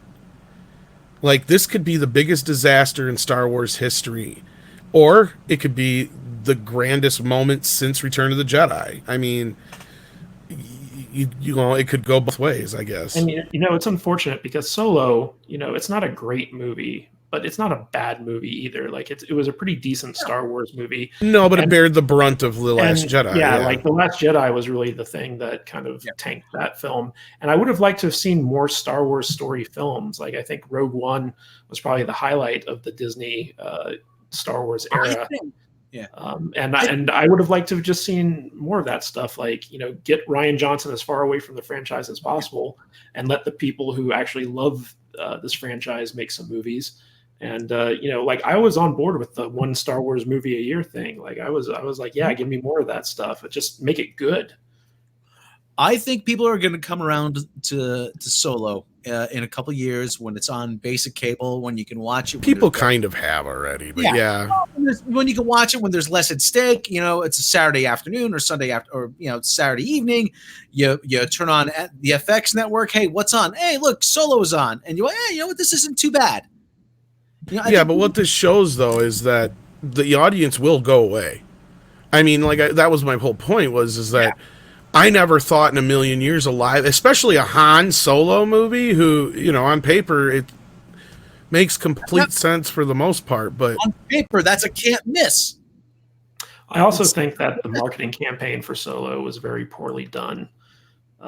Like they tried a lot. They tried very hard to get people hyped for that movie, but like it just, especially after The Last Jedi, it was very hard too soon after Last Jedi. They should have held it off 6 months. Yeah, and let Ron Howard rework it, to be honest with you. It should have totally been a December release. I think Bob Iger's decision to move it up to the summer was very foolish, and it actually helped out Warner Brothers quite a bit. Because that was its original release date, wasn't it? Yeah, that gave Aquaman the chance to kind of shine during the holiday season. Yeah. Because Aquaman was supposed to come out either October or September. And once that Star Wars spot opened up, Warner Brothers was like, nope, we're putting it in there. And they made bank off of that. So. Well, I don't think that Solo would have fared well against Aquaman, to be honest with you. Well, because Aquaman wouldn't have been there if you got a point. But even if they would have been like, Warner would have been like, fuck it, we're going to do this. And I think actually think that it would have done even worse if you had waited longer. You know why I think it would have done worse? Because just like with episode 1, after The Last Jedi, there was a lot of, I'm not going to say denial because that wasn't the case, but there was a lot of people thinking and spending time absorbing the movie. Yeah, we were part of that group. And then it took a long time for many to come around to, I really hated this. More and more people came around to that conclusion. And if you look at like the conversation right now, the movie that the media, the very same journalists that called this the greatest thing since sliced bread, are right now referring to it as controversial. That just shows how much the attitude towards that movie has shifted.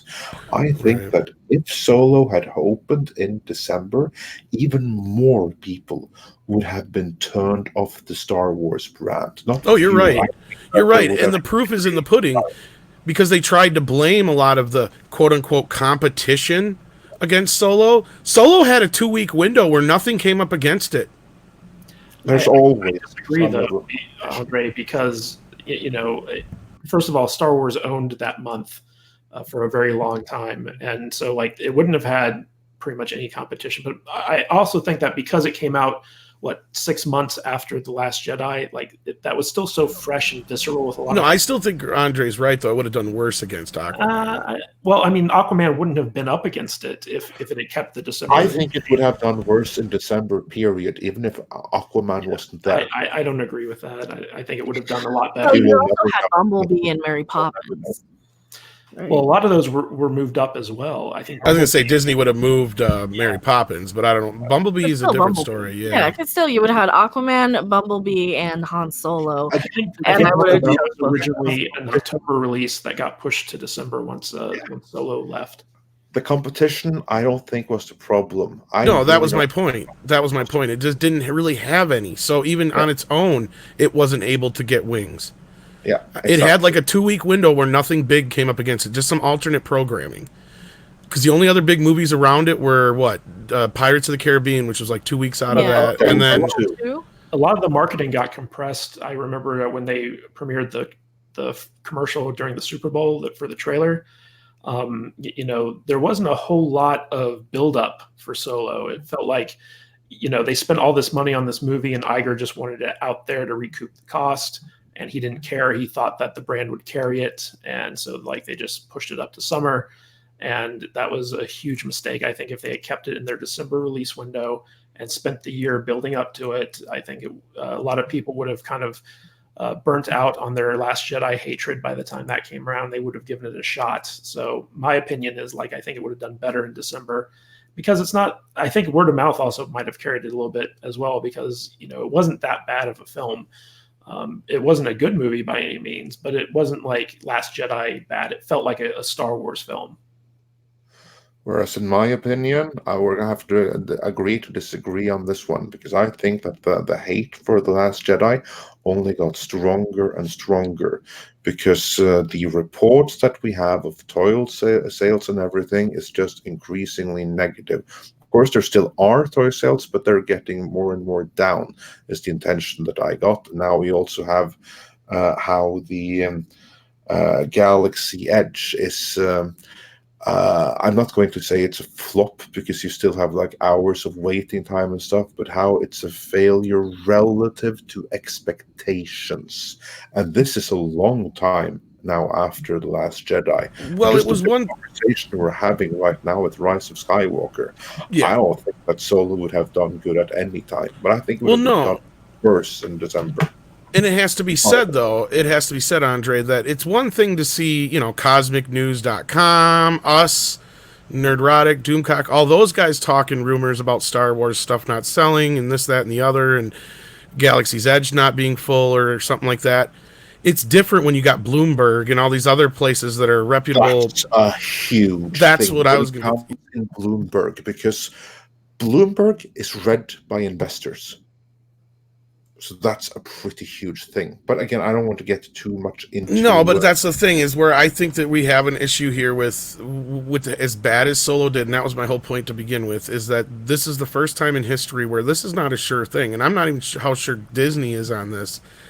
I mean, if we see a really small ad campaign for this in comparison to what we're used to, that might be a big signal that they're not going to sink any more into this than they have to, because they're not confident in it. It's already a small ad campaign. It is. It has been. Yeah, that's what I'm saying. And 3 months out, and we still don't have a trailer. We've got teasers. Right, but they're still falling in line with that 4-month deal. So that I will give them for that for now. But if we get closer and closer, and we see very, very, very little internet campaign, very few, big ads on, big games or anything like that, then this thing is just going to be them sweeping this to the next thing. They're going to be more worried about Disney Plus. The thing I'm wondering about is how Disney Plus is going to play into Disney's marketing for their future releases. We know that Disney Plus is launching it in early November. It's going to have The Mandalorian ready to go on day one. Are there going to be promotional things for Rise of Skywalker embedded into are you going to watch a 15-second commercial of Rise of Skywalker before each Mandalorian episode? That's how they could be. Yeah, they could be budgeting this to where the campaign isn't going to cost them 3 times as much as the budget. Yeah, it'll be interesting to see how they do it. Yeah. Anyway, guys, let's move on to some more super chats. We still have 2 to get through, and we spent loads of time on the previous one now. The DCV Titan sent us a $20 Canadian super chat, and I believe this is in reference to the conversation we had about earlier, where we speculated that Rian Johnson didn't show Luke's prosthetic hand falling to the ground for dramatic purposes, to which the DCV Titan responds, "Horse shit. Imagine the Luke disappear scene. Lower angle. He fades away as the camera pans up. comes up the rock, and you see Luke's hand resting on the cloak, loosely over his lightsaber, having let go of his anger. Yeah, imagine that. You're a better director than Ryan Johnson. Well, didn't I fix the movie the other night, guys, from the very start, with one little quick fix on Rey? Remember what I said? Oh yeah, yeah. You have to refresh my memory. I didn't remember. Yeah, I just said all you got to do to fix Rey is make her mute, but make her very powerful with the Force, to where the only way she can communicate with anybody is by the Force, and that gives you an incentive for all kinds of different things, and it makes her a different kind of character, not Mary Sue, and it makes her a character interesting, because there's no other way of making her interesting at this point. There's nothing you can do to make this character beloved by anybody other than these Reylo people, that are just kind of twisted, if you ask me.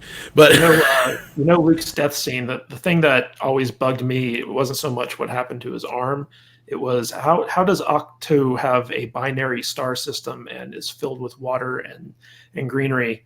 Because if you got a planet orbiting two suns, that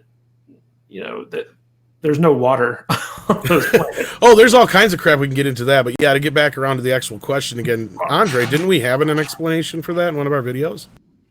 Well, if we did, well, it was he couldn't. Ryan couldn't show the metal arm, because if he did, then that would signify that he was dead completely, and that was one of the rumors that was like how they could get out of this. And I think that went along with the Luke Skywalker is resurrected in the third film rumor, which I don't buy.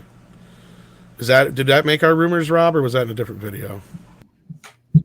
The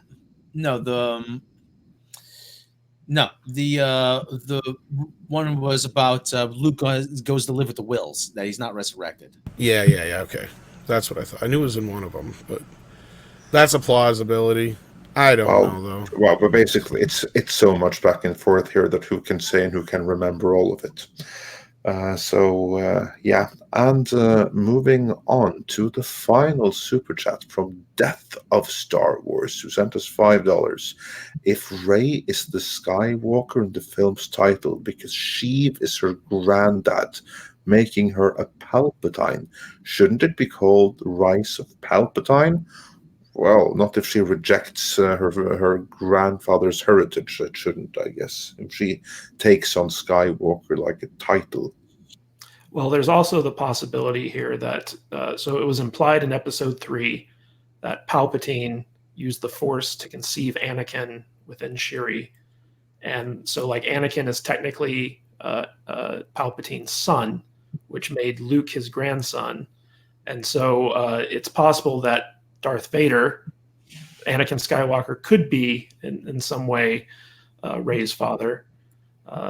That's another rumor, but the whole lineage of the Skywalkers could be traced back to Palpatine. So, I think I prefer the rumor of Rey being the reincarnation of Anakin, but hey, that's just me. Or the clone of Luke's hand. Yeah, that would have been. Or is that when they found the lightsaber, Luke's hand was still attached to it, and they used that hand to clone a bunch of people, and Rey was one of those clones. See, his hand was in the original script. Or is that a rumor? What's that? Did you make that up right now? Please tell me you made that up right now. No, that's been floating around since Force Awakens. Oh, Jesus fucking Christ. Well, there was I don't know how accurate that is, because I've read like the earlier script, and there is a scene, the opening scene has Luke's hand or skeletal hand still around the lightsaber, and some scavenger finds it. And then that's how it goes from the scavenger to what's her face, the little orange, Maz Kanata. Yeah. And she's like, "Oh, that's a story for another time." Well, yeah, that's not really a story for another time. Yeah, that's a story we'll tell you never. Yes, and that's about when I'll see the movie. Never. How about that? Yeah, I was about to say that, Tom, you also had another great solution for how to fix the movie. You've delivered it over the course of this broadcast without even being aware of it. Having your computer crash so you can't see it. That's the best way of fixing it, probably. Right? Well, and then that's just it. And that's what I've been saying is this is the first time I think people might stay home. There's some of the general audience who are kind of turned off by this too. To be clear, I think the movie is going to do huge nonetheless. I don't. Well, yeah, it's going to do well, but It's not going to do as huge as the others, I think, unless this pulls a miracle and it's going to get really positive word of mouth. I think the benchmark is at 800 million. If it hits that, it's going to be fine. Well, there's something else I've noticed in a trend. I don't know. Yeah. I don't know if anybody else has kind of noticed this trend, and I really kind of noticed it recently with It Chapter 2. And that is that people are just kind of not going to the theater as much, and they're waiting because they know it's going to be on digital before too long. And that's what I hear a lot of people murmur in like the groups and other places too. It's like, I'm not going to go spend, $50 to go see a movie when I can wait a month and it'll be on digital and get it for $20. And I wonder if that's what hurt it. I wonder if this is a situation that might hurt a lot of these bigger films down the road here. I mean, and how many repeat viewings too? That's another thing. Like with that's another thing that's hurt. Definitely. Skywalker twice. No, or what was the first one? Force Awakens twice. I saw Last Jedi once. This one, Rise of Skywalker. I don't know if I want to see it. That's the thing. It's like, but yeah, repeat viewings is a big thing. You definitely got a point there, Mecca. Yeah. I don't even think repeat viewings are up as much as they used to be either, because you would think that there's real no reason outside of they waited too long for It Chapter 2 that it did as bad as it did. I mean, it didn't do bad, but it didn't do nearly as good as it should have, and it should have made more than the first movie, actually. But that's I don't know, because I mean, keep in mind the source material and keep in mind the miniseries. People are going to go and remember, hey, I liked the kid part of the miniseries. That's kind of how I was. Like, I liked the kid part of the movie and the miniseries to a point, but for me, it wasn't like worth spending $20 for a ticket. That's kind of what I was saying. Was people were just saying I was going to wait for video, not so much that part of it. Is just they're not going to go to the theater for 3 hours. Yeah, and here's this takes us back to the Rise of Skywalker. This movie is supposed to be damn near 3 hours long as well. Yeah, yep. I was like, I don't want to sit in the theater for 3 hours because that's 4 hours out of your day. Half hour there, half hour back, whatever it is. And sometimes if you get there, early, if you don't have assigned seating, you got to get there a little early to get the popcorn and you want to see the previews. So yeah, that's 4 hours out of my day to go and see one movie. Make sure you bring a pee bottle with you. Right? Well, they have bathrooms at the theater. That's what the extra big cups are for, ain't they? Yeah, but who wants to miss part of the movie? And that's kind of where we're at now. Is like, if I'm going to be there, I'm going to miss part of the movie. I'll just wait. Somebody else give me a full review of it with spoilers or not. I can go and see anybody I trust on YouTube for spoilers of the movie, and that's like kind of where my job. That's one of the downsides of my job on YouTube here is that I'm probably going to have to see it opening night, and I don't want to at this point. I really don't, but I'm going to have to because people are going to expect me to talk about it. Well, it's getting kind of late. I know Andre's. It's like what, 2 a.m. for you there? Well, it's not there quite yet, but getting there. So getting there. And we got a live show coming up in about an hour here on the main, or on After Dark, not on the main channel. We're on the main channel right now. I can't even keep my shit straight. So yeah, interesting conversation. I think it'll be interesting to see how this movie turns out. Rob, was there anything else we needed to touch on before we go, or was that about it? I think that's about it. I really, I can't think of anything else off the top of my head. Yeah, I can think of one thing on the top of my head. Guys, everyone who's listening, thank you everyone for listening. We really, really appreciate that. Please make sure that you watch the recent videos that we put up, because YouTube isn't recommending, well, not just our stuff, but really any independent stuff is no longer getting recommended the way that it used to, due to YouTube propping up corporate channels instead. So for that reason, if you want to help us out, then please help share the videos. Watch them, like them, leave a comment, and help share. That's the best thing that you can do to help us. If you would like to help us, that is. If you don't feel we deserve it, then don't. Leave a comment and tell us why not. So, yeah. With that, I just want to say thanks for everyone who joined us here, and thanks to the entire panel. Where can people find you online, Matt?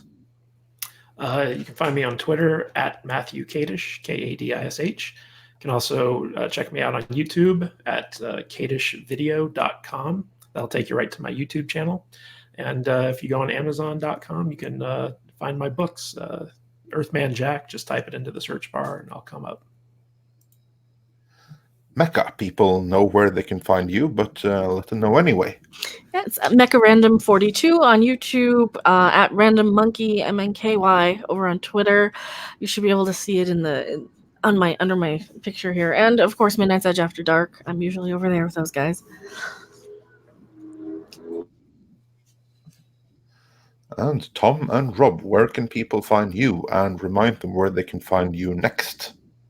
Well, you can always find us here, of course, and Midnight's Edge After Dark, which you can get to by, I'll put some in the chat here so you can just follow the link, or just follow my thingy-mabobby, and yeah, check us out there every Monday, Wednesday, and Friday at 7 p.m. Central. We talk all about the latest news in Hollywood, and on Tuesdays we do Toxic Femininity, which Jeremy from Geeks and Gamers said is his favorite. I don't know if he said it was his favorite, but he loves the title.